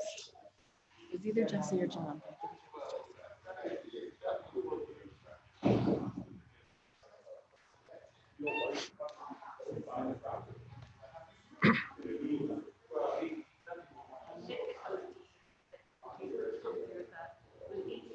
It didn't pop up when I looked at it. So.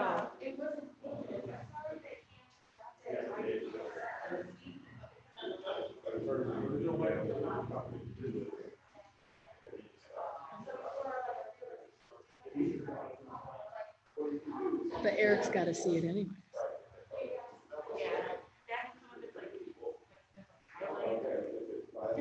Yeah, I saw one that was like the highlight, but it was like this far away, and I was like, We'll put her at the end Mundor. if she comes. If not, we'll table it.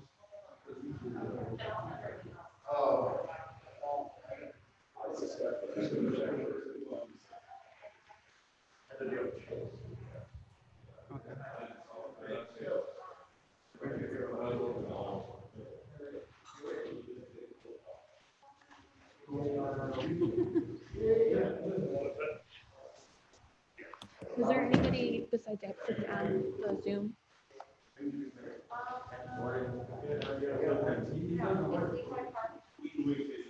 Right now, I meant like on Zoom, like on the, like. Okay, I was just curious. I think there's like.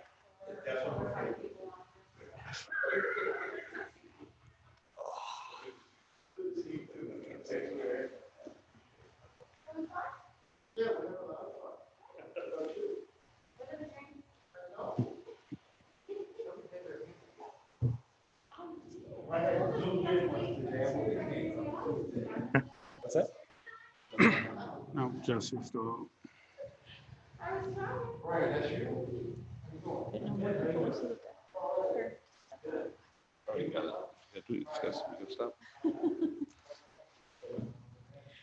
You can see the radar to you, Doug, from Heather. It was like, look at me. Sorry, I didn't mean to notice Well, on Zoom, I was able to like, it. Raise your hand or go. no, I get it, I did once, but.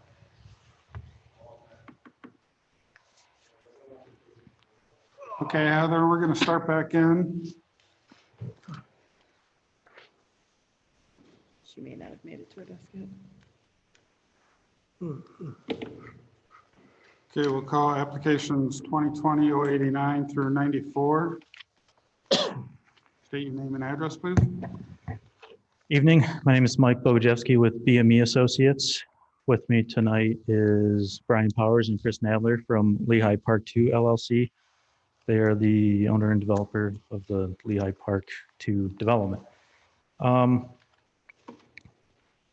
We're here tonight requesting some additional variances for building 1 and 2 of Lehigh Park in order to accommodate some layout changes that are needed based on the existing RG&E utilities that run through the site. Going back a little ways, we were here before the board seeking variances for this project, which included variances for setback and transitional buffer variances for building 1 and 2. And the original layout for those 2 buildings put the buildings on top of the RG&E utilities with the intent that those utilities would get relocated throughout the development. RG&E has since come back and said, it's not feasible, we can't relocate those utilities, so we had to look at accommodating those, the gas and electric and RG&E easement basically, by shifting buildings 1 and 2. So I know Brian had a meeting with town staff, and we did give a brief presentation at the board's last meeting workshop, just to give you guys a heads up. And we're here tonight to discuss it. Basically, Has anything changed from those discussions? nothing's changed from those discussions. Basically what we did was shift building 1 and rotate it. And then we did get rid of some parking spaces on the north side there to push it as far away from Lehigh Station as we could. And then we slid building 2 and rotated it, but kept it as far north and west as possible, just to reduce the variances that would be requested as much as possible. And you relocated the parking spots to near building 2 from the building 1 area to, so that we don't have to address any more. Correct, correct, that's correct.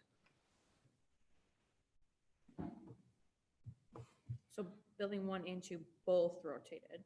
Building 1 and 2 both shifted. If you look at this, the exhibit that we provided, and I printed out a larger one here, it shows basically the current approved layout buildings, and then the buildings shaded in red are the revised layout.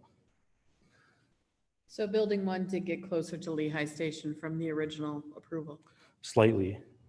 Slightly meaning how many feet? I believe it was 8 feet.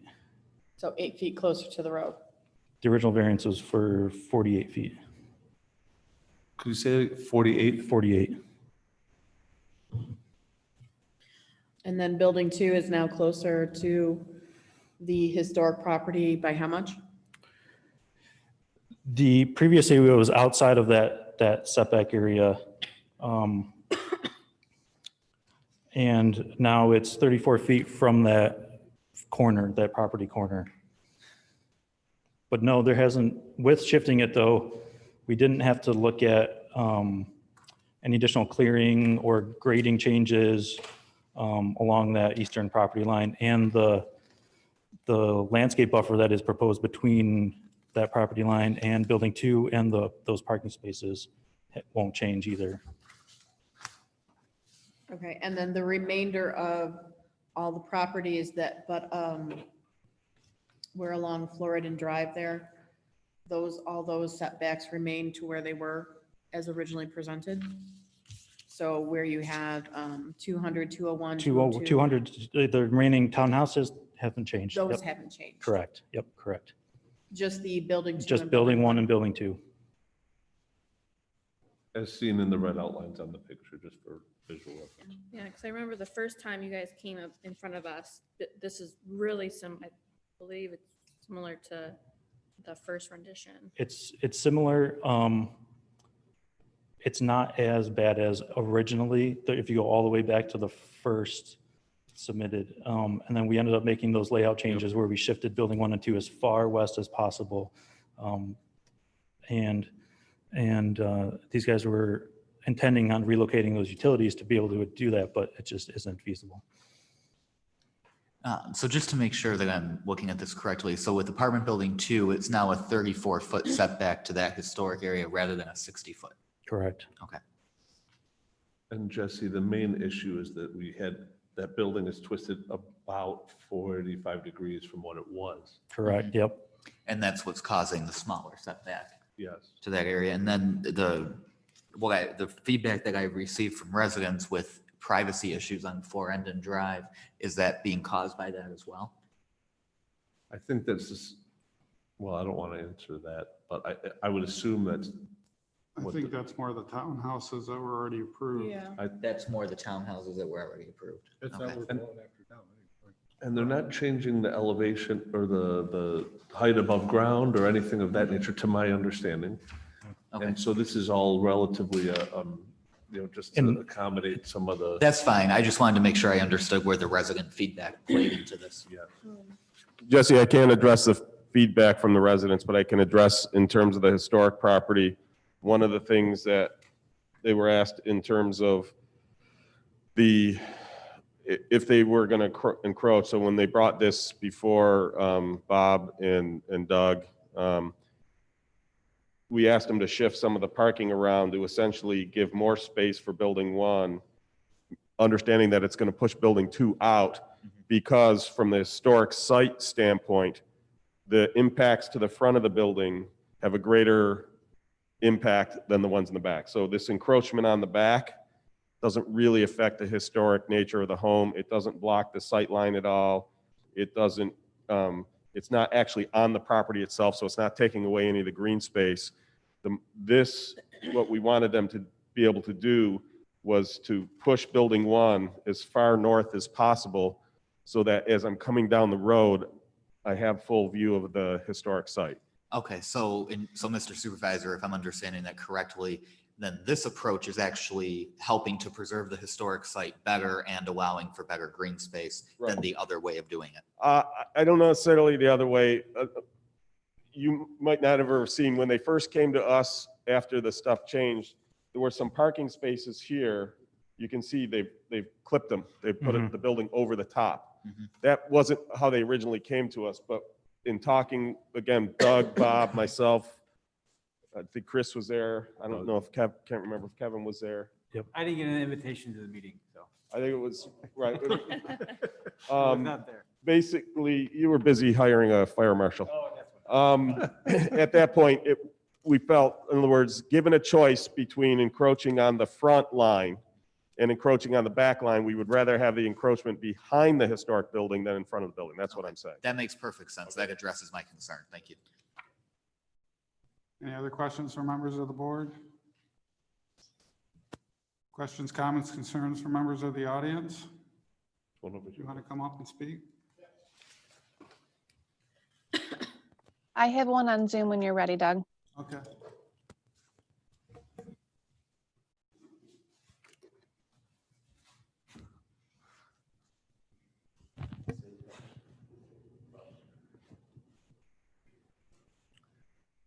So I'm Justin Overend. I'd prefer not to state my current address, given the circumstances that we live in. If anybody would like to require that afterwards, and that works for you guys. What's that? My position, I'm a deputy sheriff with the Monroe County Sheriff's Office, located out of B Zone in Henrietta. I am a resident in Henrietta. My property line backs right up to the apartments here on the west side. But I just want to state concerns as a neighbor who, since the new buildings and construction have started, I've been getting a lot more foot traffic along my fence line, which does belong to them. Residents are allowed to be there. However, I've talked to 3 different residents. I own 2 pit bulls, which I know everybody knows about pit bulls, right? I have one 85-pound pit bull and one 55-pound pit bull. They are meant to protect my property. I'm not going to lie. They're there to protect my property.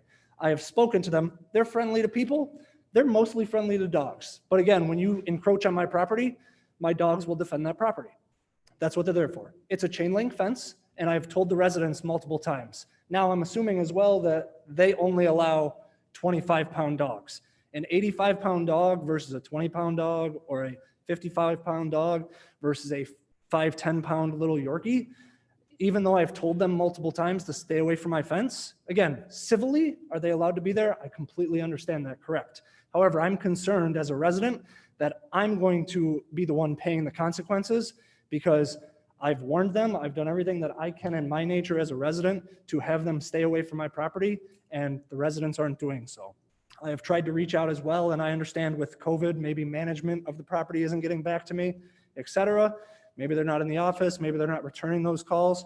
I understand that as well, but I wanted to make my voice heard. That way, when something does happen, because that chain link fence, again, and I feel that I should not have to, again, have to protect myself and my dogs and call them inside every day because the neighbors insist on being next to my property. Again, are they right to do it? Yes. But when I've told them multiple times not to, what am I supposed to do as a resident to protect myself other than keep calling them in and not get to enjoy my backyard? That's what I want to be heard at. That's all I have to say right now. Thank you. Appreciate it.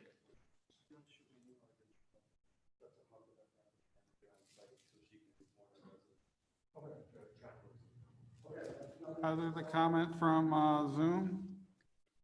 Yes, I have Wendy. She's asking, will the parking spaces or townhomes be pushed closer to Florendon Drive or the Lehigh Valley Trail? The question was, will the townhomes be pushed closer to Florendon Drive? No. No, it was parking spots, wasn't it? Will the parking spots cause the townhomes to be pushed closer as well? No, there's no changes to the townhomes.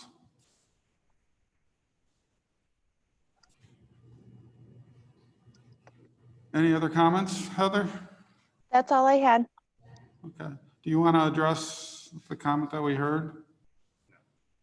We'll work with the deputy to try and keep our residents at our on-site process. And your future plan is to have a dog park, correct? That's correct. We'll have a dog park, and I just gave the deputy my card so we can work with him and get him in touch with our property manager All right. to have our tenants stay away from that area. Okay. Thank you. I'd like to ask a quick follow-up question based on what I heard from the deputy sheriff. Is that permitted? Yeah. It's still open. So, especially because obviously the deputy sheriff knows the law and knows how to go about things. I'm curious as to why he did not hear back from your property managers when he's reached out multiple times. That I find concerning. You know, I don't know the answer to that, and I don't know the circumstances. We do have a good property manager on site, full-time there. I can't speak to the circumstances. That's fine. I'd want to see but- that curb because you guys need to be good stewards of Henrietta. Absolutely, I agree 100%, and that's why I just handed, before I even made it past my chair, I handed him my card, said, please get in touch, I'll make sure we get back Let's to you. just make sure that trickles down to the property management. Absolutely. I just, again, wanted to add, I mean, I do appreciate the card and everything, so I'll be in touch with you and everything. But it's just, yeah, I was just concerned that with all of the green space, I feel before, all of the tenants had a green space that they went to and stayed on. And now primarily the only green space is right in the front drive on that side. And they tend to spend a lot of time going over there to the major green space because now there's nothing available where those are, so. Go I didn't want to interrupt you. Oh, no, go ahead. Curiosity question, do you believe that the green space issue is a temporary issue because they're in the process of obviously doing this building, which is gonna, I would say, no, it's not temporary because there's going to be buildings and parking lot over there. So the only next space is the tree line along the Lehigh Park. And again, if somebody's in building, I don't know, 4 over here, they're not going to walk across 2 parking lots and 2 buildings to go use the other green space by the trail. They're going to come utilize the front area where everybody is. And again, that's one of my concerns and why I wanted to voice it. So, thank you. okay. Thank you very much. Thank you. I appreciate it. I do have to go. Have a good night. Doug, I have a follow-up from Wendy. Okay. She's asking a clarifier, how about building 1 and 2? Will they be closer to Florendon Drive? We'll be closer to Fort. Building 1 and 2 closer to Florendon Drive, correct? Yes. 2 technically. Technically, yes, but building 1 and 2 are separated from Florendon Drive by the historical property also. Building 1, as you can see on the exhibit, is pretty similar distance from that eastern property line. Building 2 did shift closer to that eastern property line. But like I said, it's getting closer to the corner of the historical property, not so much closer to Florendon Drive or even past the rear of those townhouses, so to speak. So, All right. Any other comments, Heather? Yeah, she stated that there's no buffer and no privacy.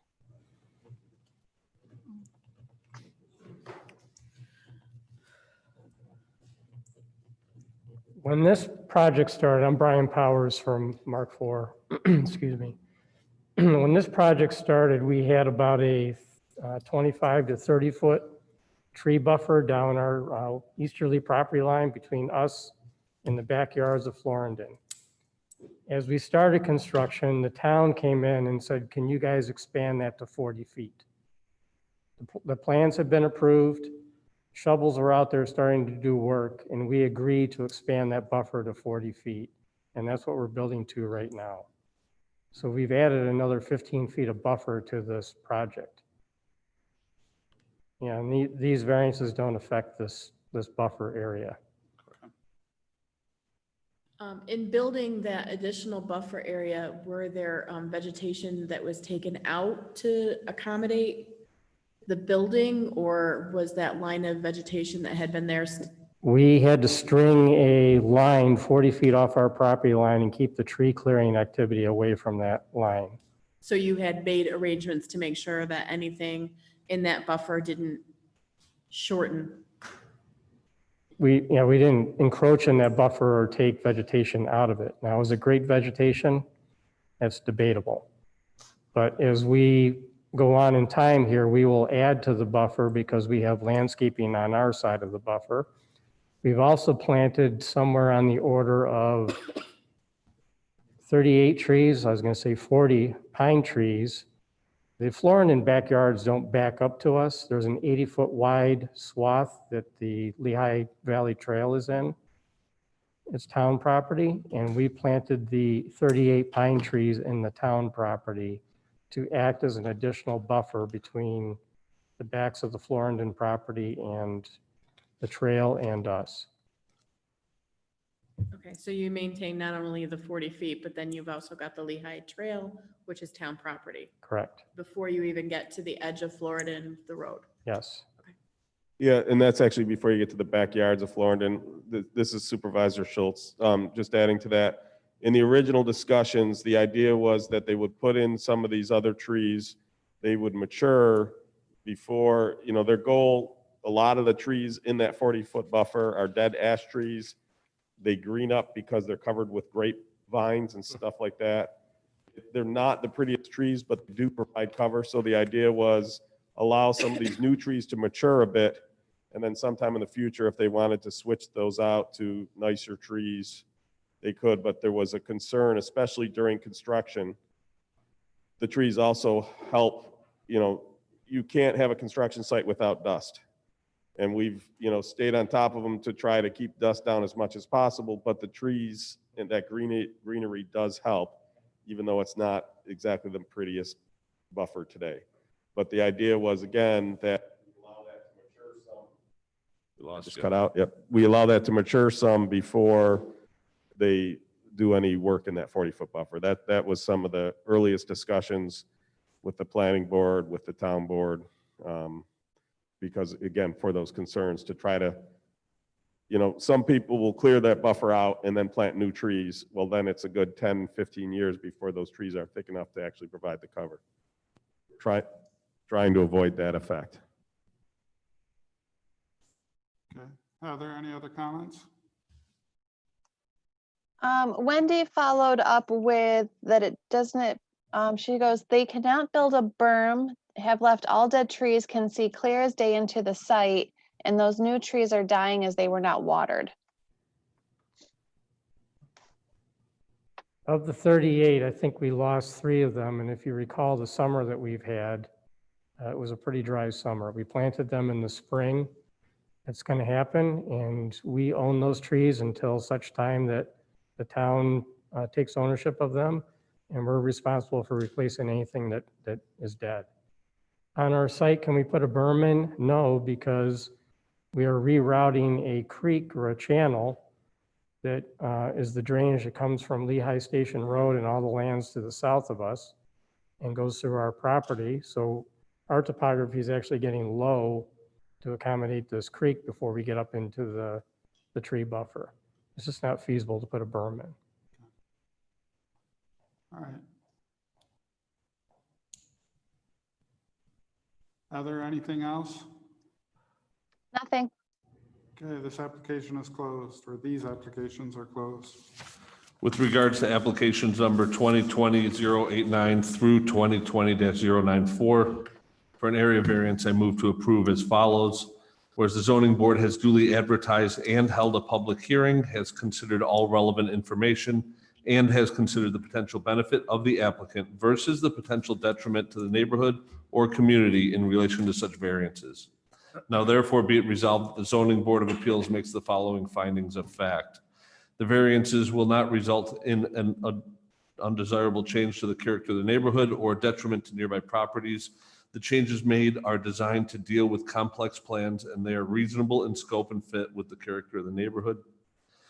The variances cannot be achieved by some other feasible alternative. The complex site plan necessitates these variances. The variances requested is not substantial These are not substantial with reference to the full scope of the project. The variances will not have a negative effect on physical or environmental conditions. Care has been taken to design this site with a focus on the environment, and the difficulty related to the variance was self-created. Scope and financial viability have created these specific issues. And be it further resolved that based upon the above findings, the Zoning Board of Appeals hereby approve the variances as presented. I'll second. Seconded by John. All in favor, signify by saying aye. Aye. All opposed? Against. Okay, motion carries. That was Jesse, and who else that opposed? Beth. Beth, thank you. Thank you all so much. Thank you. Have a nice day, evening, whatever it is. Next application is from Stephen Schultz for 291 Brooks Road, applications 2020-095. That's right.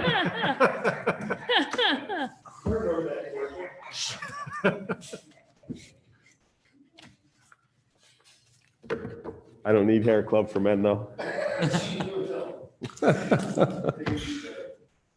Okay, just as a point of clarity, whereas I live at 291, the property in question is 300. Okay. So, as you can see, from what I sent, the property has horrible sight lines, probably the worst in that whole area. There's a large crest to the east, and there's a huge drop off to the west. When you look out, cars can be there and you wouldn't know it. So it's a very dangerous situation to either back in or back out of the driveway. We bought the property for my father-in-law, and again, we would prefer he not back up. The location of the turnaround is a bit constrained because the driveway is all the way to the western edge of the property line. To the east, there's a large tree and the porch, so there's a little room we have to play in there. One of the things in the drawing I noted, it wasn't part of the variance because it's not, I don't need the variance to do it, but I just wanted to share with you what the full drawing was. We're also planning on widening the width a little bit of the driveway. And actually it was funny because the neighbor immediately to the west, Katie, I don't remember her, I'm horrible with names, so I couldn't tell you her last name, but she basically said, why aren't you widening the driveway? I said, well, we are, it just wasn't part of the we didn't need the variance for that. But if you look at the driveway, it starts narrow 10 feet and then widens to 20. We're just widening the 10-foot part, not the 20. And then, Kitty Enger, who's 2 houses over, was fine with it. To the east, that's also our property. It's the 4-acre empty lot that was sold with the original house. Haven't heard anything from the neighbors further east, but again, they're kind of over the crest, so I don't even know if they can necessarily see the driveway clearly. So, but that's about it. Questions from the board? That seems to make sense to me. Questions from our audience member? Excuse me, sir, you have to come up to the microphone. That was comedian Rob Barley. Tip the waitress. Yeah. Heather, do we have anything on Zoom? Lots of people. Just kidding. All set. Do they all have an R after their name? With regard to application number 2020-095 for an error variance, I move to approve as follows, whereas the zoning board has 1, duly advertised and held a public hearing, has 2, has considered all relevant information, and 3, has considered the potential benefit to the applicant versus potential detriment to the neighborhood or community in relation to such variance. Now therefore be resolved that the zoning board of appeals makes the following findings of fact. 1, the variance will not result in an undesirable change to the character of the neighborhood or a detriment to nearby properties. The turnaround makes the driveway that wide. 2, the variance cannot be achieved by some other feasible alternative, need to be able to turn around for safety. 3, the variance request is not substantial. 4, the variance will not have a negative effect on physical and environmental conditions. 5, the difficulty relating to the variance was self-created. And be it further resolved that based upon the above findings, the zoning board of appeals hereby approve the variance as presented. Second. Second by Jesse. All those in favor signify by saying aye. Aye. Aye. All opposed? Motion carries. Thank you. Application 2020-096 by Town of Henrietta. Which is the address? Is it the 30? 475 Calkins. No, that's our Property address. of 4 Chris. John. Is it the 4 John Street? Okay. So as you see in the picture, and you would have absolutely seen it if you drove by there, there's an existing house on this property that is an eyesore. College kids presumably come by and paint graffiti on it fairly regularly. The owner tries to cover up the graffiti, but it's a never-ending battle. The reason he's keeping that property is because he does someday intend to build a pizzeria there. And this building, essentially, by keeping the existing building, he holds the current setbacks. The backside of the property is a floodplain for the Red Creek, so it limits what he can do with the property, so he doesn't want to lose his setbacks. So I asked him if the town was able to obtain a variance to lock the setbacks in, would you be willing to demolish the house? And he said yes. And so we put in this application. So again, it doesn't change what he could do. It just allows us to now, if the variance is granted, we'd be able to get this eyesore removed from the And he's aware town. that the variance only goes for a year unless he starts construction. Correct. So the construction, so we had a long discussion about that. It doesn't say, so the construction can include the demolition because it's for the demolition. He has to get the permit and do the work. So he doesn't need to build the new restaurant. To lock the variance in, he has to demolish the building. If he doesn't demolish the building within 1 year's time, the variance goes away. Right? Correct. He has a year, if the variance is approved, he has a year to apply for that permit. If Right. the board so chooses to grant the variance. Yeah, he doesn't have to build the new restaurant within a year. He has to do the work that essentially the permit that we're talking about. So again, the permit in this case is to demolish the building. Okay. But it's to lock in the setbacks of the existing building. So it's technically, hopefully he's not listening. I don't want him to take more than a year's time.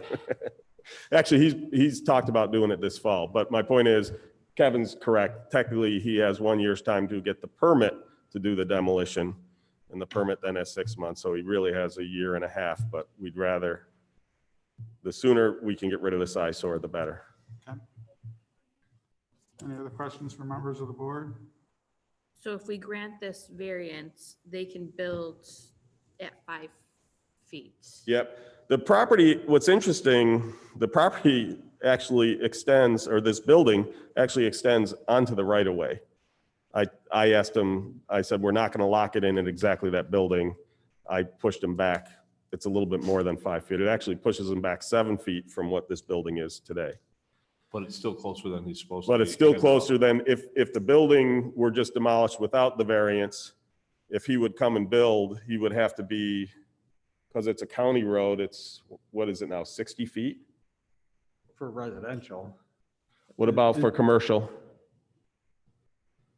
they are 8.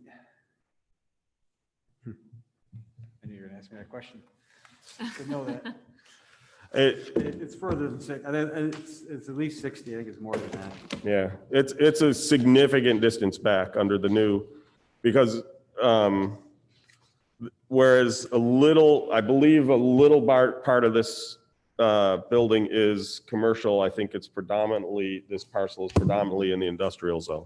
Industrial is 125 feet. Right, and so again, now you're back to, you wouldn't be able to build anything there because now you're back into the floodplain zone, which is why he doesn't want to demolish this building until he's ready to build, unless we can grant the variance. So again, what we'd be doing is giving him the ability to build as if this were still there.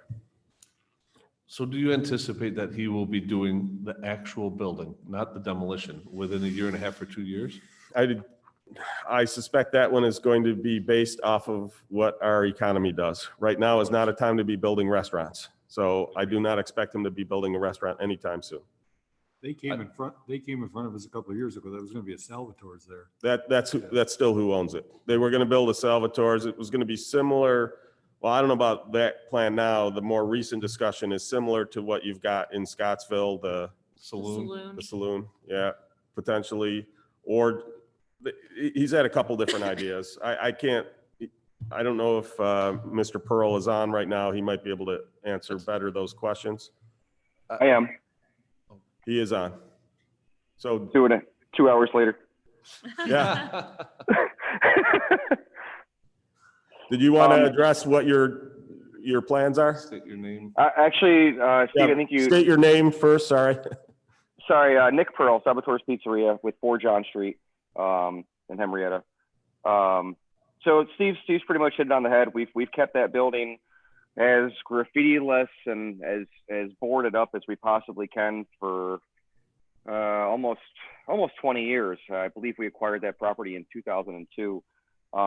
And we've done the best that we could. I talked to Steve this year in regards to some other issues, and he expressed an interest in getting the building down. And I said, well, I'd love to take the building down, but I don't want to lose the setback.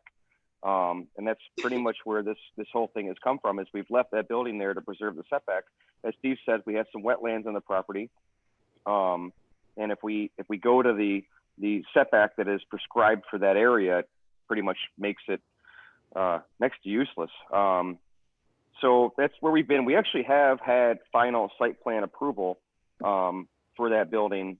And the setback, I'm looking in my photos right now. I actually stopped by and visited it. I believe that setback is not 5 feet. I believe it's closer to like 12 feet. It possibly even be more. I'm looking at 2 different photos, one showing me a picture of 12 and one showing me a picture of 19.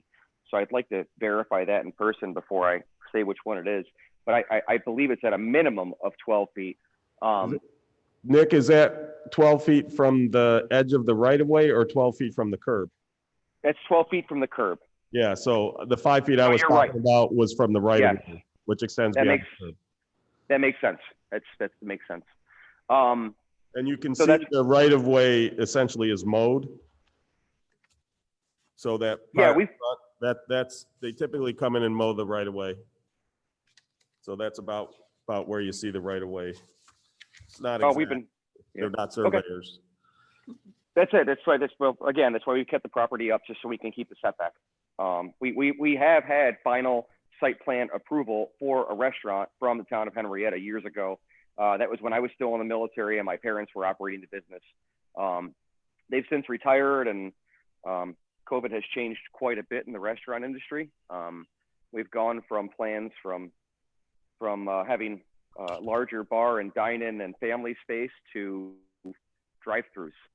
So the world is changing. But however, we're willing to take the building down if the town of Henrietta will grandfather the setback. If not, we'll just leave it up. I want it down more than anyone, I think, but it is definitely an eyesore. I still feel like there's going to be a concern with this. The concern being? That the setbacks, if they don't act on building something else within a year and a half or whatever that may be, that there is the possibility that it will disappear. Even though the intent is there, I understand that, but I feel like that is not what's going to happen. If you actually read the code, it doesn't say the construction has to be. You have to get the permit and you have to complete essentially the work you're doing under that permit. It does not say that permit has to be to build a new property. Now, again, we'd have to make clear in the application, which we have, that this variance was for the demolition. So the work detailed in the variance has to be done. So again, he has essentially 1 year to apply for the permit to do the demolition, and then he has 6 months to complete it. If he doesn't, then the variance does go away. But if he completes that work within the allotted time, according to the way the code is written today, then he gets to keep the variance. Eric, do you agree, disagree with that? I think it's a gray area, Steve. the variance does not apply to the demolition, right? The variance is for the setback of a Right. physical construction. Where does it say that? Read the code. So basically, I had spoken, because he's in the office, I'd spoken to the town attorney about this, not necessarily Eric. Kevin, could you pull up the section code? Is there anything happy that to can read be it. done just for a safety net? And it's just a curiosity, but can they put up something? A fence, a deck, something that allows it to be a permanent structure that you can use? I think it's a gray area too. That's why I'm asking. Where is it for the? And I want it to happen, by the way. I will repeat that. I'd love to stop painting that place. I'm tired of it. I have gray cans of spray paint in the back of my truck, and every time I drive by, I stop and cover up whatever's there. I believe you, and I can feel you on that. I remember, Nick, when your parents came and they were going to put up the restaurant. Yeah, I have all the plans and everything. And we were pretty gung ho after we did the saloon in Scottsville. We have two buildings, two restaurants. One is on East Henrietta Road in the Sports Garden, and one is on Scottsville corner of Jefferson and Chili. We were thinking about building a nice facility there to house both of those, but it's a scary world right now for restaurants. There's a thing of, Yeah, I have the. somewhere in here it says that it dies. I want it to happen really bad, and I do. I'm I on do his too. side. Me too.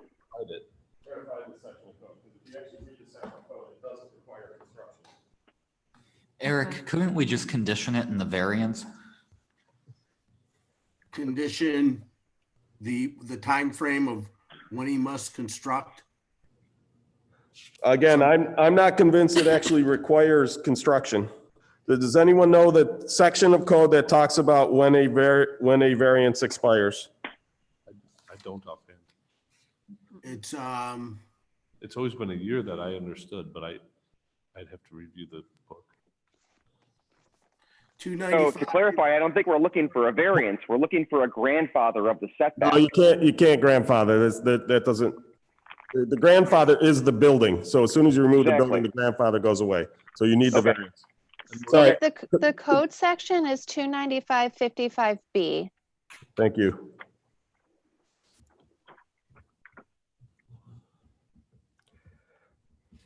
Getting there.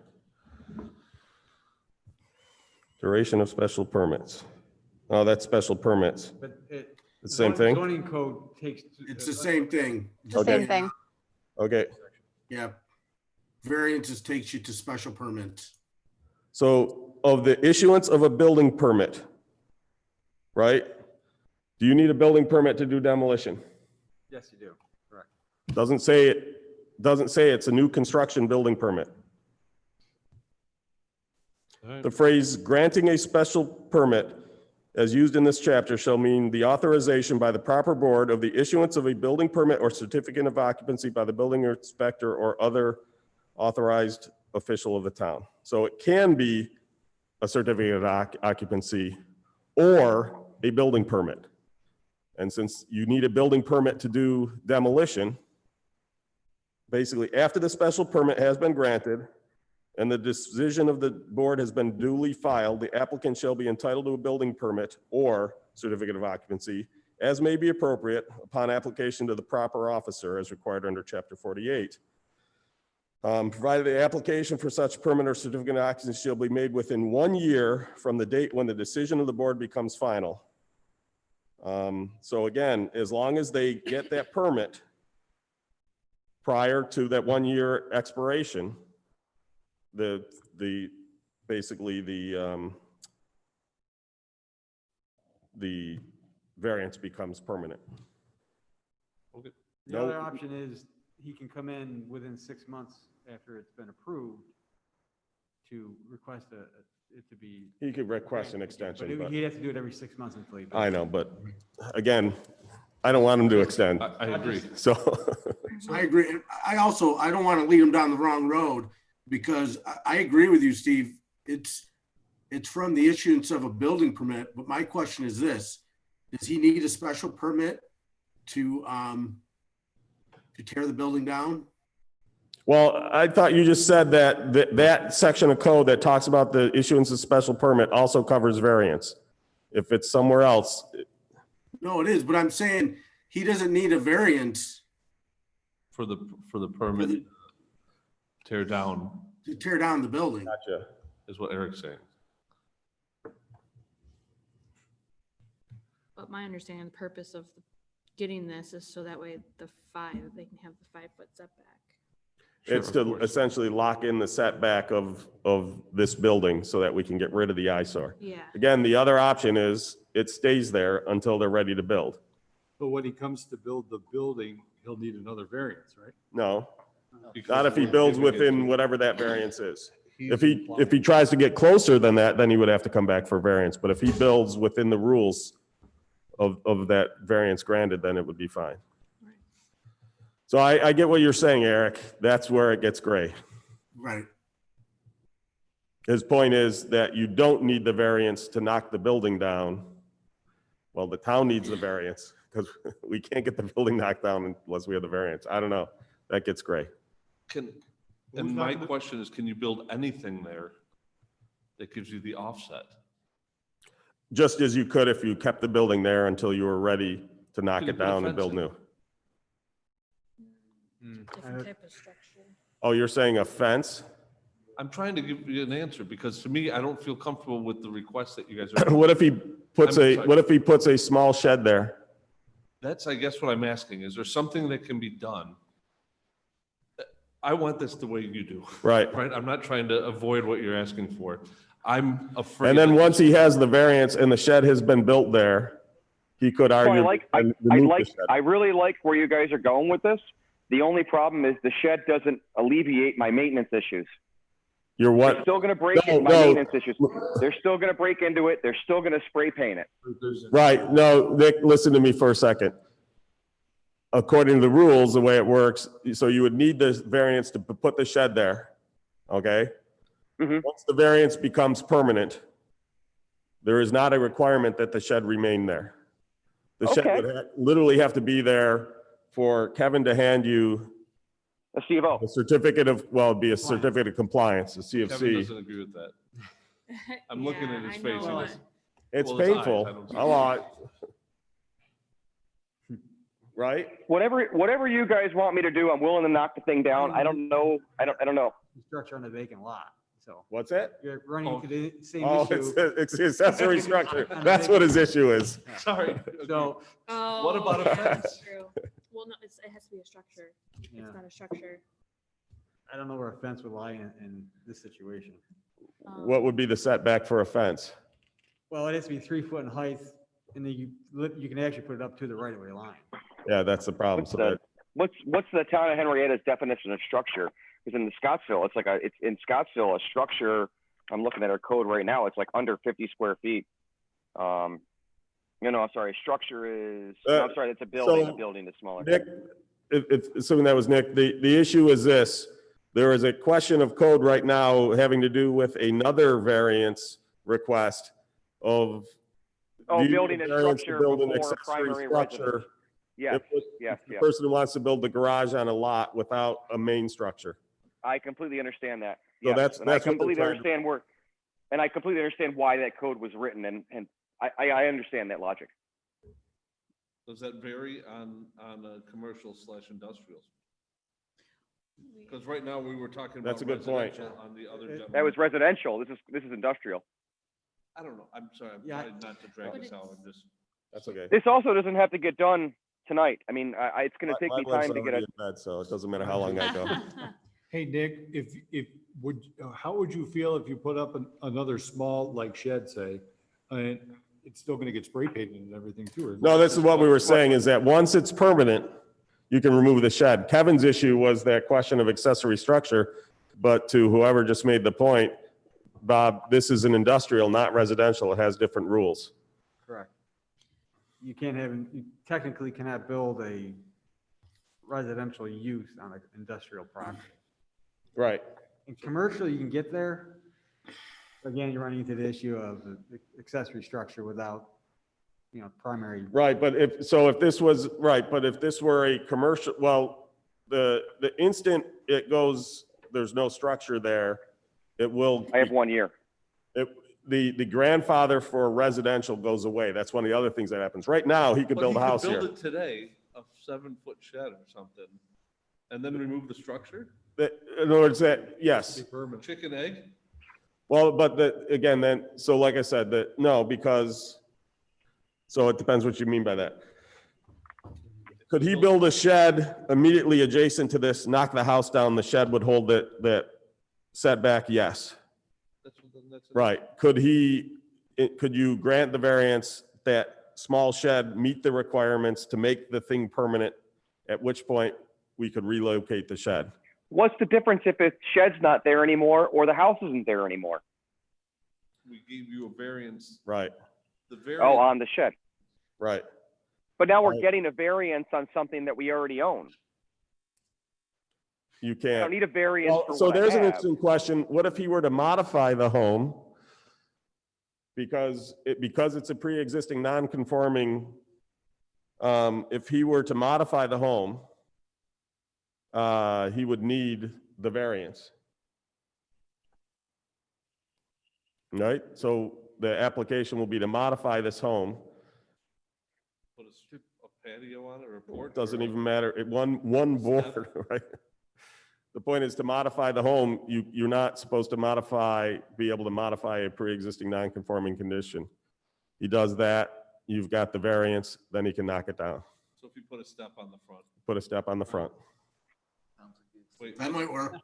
Kevin I said mean, no. now it's getting grayer because it's a step. It's not a structure. Eric, is there? Well, put it this way though, if somebody was right at their setback line and they wanted to put steps, I've heard them come here. They've said, I need to put these new steps in. They've had to come and get a variance, right? If somebody's house is right at the property line to add steps to their front porch, If they want to add in a deck, a wood structure in the front, which requires a permit, then we have to give them a variance. If they want to put in a concrete step, code says we don't issue permits for that, so therefore. so if it was a 5 1/4 inch wide deck, i.e. one board, a foot off the ground at the front of the house, they would need a variance. Is that correct? Correct. And Or off the again, I don't side. know if you rip down the rest of the house, if that holds any weight. Yeah, that's a little scary on my end. I don't want to come back to you guys in 2 years and say, hey, I'm ready, let's go. And then all of a Well, sudden, this is my point is we would have this settled by law. We wouldn't be able to go back. One of the things that's not an issue. And that 5 1/4 inch step would have to stay there forever. What do you mean you have to record a step as to stay there That's fine, forever? I'm just joking. Nick, do you have any idea what your front setback will be when you go to build? I would have to go, we actually had plans keeping the existing structure there and adding on to it and renovating it. We actually, when we purchased that property, we went under, as part of the why I didn't want to get rid of it, is that we actually went underneath and re-supported the entire basement and all the footings so that thing didn't fall over. So it's actually pretty ingrained. I don't think that I would keep it going forward, but it's not a piece of junk. Right. If he had to keep it, he could, is his point. Right. It's not in danger of falling over. Doug, is it worthwhile right this minute to, unfortunately, to table this to work out some of the kinks? Because I think this is Yeah. That's fine. concern. I completely agree with you guys. I think that I don't like making a shoot from the hip decision. I appreciate that you appreciate where I'm coming from. I appreciate Steve for coming to you guys with this issue. We've been doing this for 20 years. I don't have a problem doing it for another month or two. Right. But if you want it gone before the snow flies, we'll have to make a decision next month. If not, and even next month, we're talking October. The building season is getting very, very young at that point. So we might maybe be able to get it done in the fall, but we're probably looking more toward early spring. But either way, I'm on board with you guys, and I appreciate your time and effort. So maybe what we'll do is I'll have, since I'd previously talked to Don, I'll have Don talk to Eric and we'll hammer out how they want to approach it from a legal standpoint to make sure that the thing is enforceable. Okay. Yeah. Awesome. Great. All right, so we'll table application 2020-096. Can I get on the early end of the meeting next time? You actually, You will be. The problem is, Nick, I snuck them in at the, I know, Steve. before I was the deadline, so late. we were some of I the was last late. ones in. Your deadline is right in the middle of lunch, unfortunately, and I was late. So thank you for that. No problem. As long as you bring us a pizza, we'll let you go to 1 o'clock. I'm sure we've already sent some over there at this point. Okay. All right. Thank you very much, guys. Have a great evening. Thanks, Nick. You too. Thanks, Nick. So our next, and This one's much simpler. Yeah, I think so. application 2020-097. So this is 3440 East River Road. It's one of the last remaining houses on that side of the street, on the RIT parcel. As you know, we've received funding from New York State to build a sidewalk from Farnham Drive all the way, actually it would eventually go all the way to Lehigh Station Drive. We've,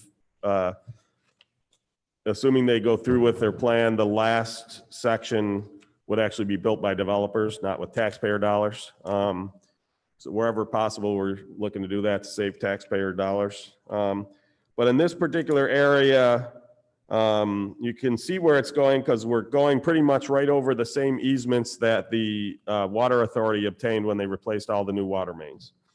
And so if you look at that picture, you'll see a section of driveway that is newer. That's the replaced water main.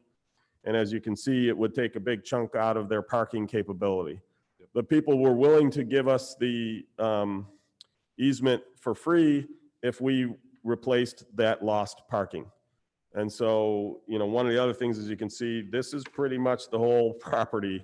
There isn't a whole lot of room. So we would do a little, almost like a turnaround off to the side where they could park 2 cars. So it'd be in front of the house, but, you know, in this picture from the driveway going left, so that they could park 2 cars there, because otherwise, you know, normally they are able to park 2 cars at the end here. You know, so like I said, that would allow us to this is the last easement we have to obtain. We can't actually activate any of the New York State funding until we have all of our easements in place. So unfortunately, what happened, we were close to settling this, and the prior owner, COVID hit, the prior owner had to sell the house. So we had to start all over again. But this is where we're at now. Like I said, they basically have agreed to give us the easement across the front lawn and the driveway if we can put in a turnaround, or, you know, again, the additional parking. No, this makes a lot of sense. Thank you for bringing it to us. Any questions from the board? No. Any questions, comments, concerns from the audience, Heather? Nada. Okay, this application is closed. Mr. Chairman, with regard to application number 2020-097 for an area variance, I move to approve as follows. Whereas the zoning board has 1, duly advertised and held a public hearing, 2, has considered all relevant information, and 3, has considered the potential benefit to the applicant versus the potential detriment to the neighborhood or community in relation to such variance. Now therefore be it resolved that the zoning board of appeals makes the following findings of fact. The variance will not result in an undesirable change to the character of the neighborhood or a detriment to nearby properties, as the proposal will make the area safer for pedestrians. The variance cannot be achieved by some other feasible alternative, as other options are cost prohibitive. The variance requested is not substantial. The variance will not have a negative effect on physical or environmental conditions, as the proposal will make the area safer for pedestrians. The difficulty relating to the variance was not self-created, as the issue arose due to years of expansion in the town. And be it further resolved that based upon the above findings, the zoning board of appeals hereby approves the variance as presented. I'll second that. Seconded by Bob. All in favor, signify by saying aye. Aye. All opposed? Motion carries. Thank you. Hey, Heather, did Leah come back on? No, never saw her. Okay, so we're going to table application 2020-084 by Leah Mundorf. So if you guys have that and the one from the town. As well as David Ellicott. And can I get, we'll adjourn tonight's meeting at 9:40. Tim left you.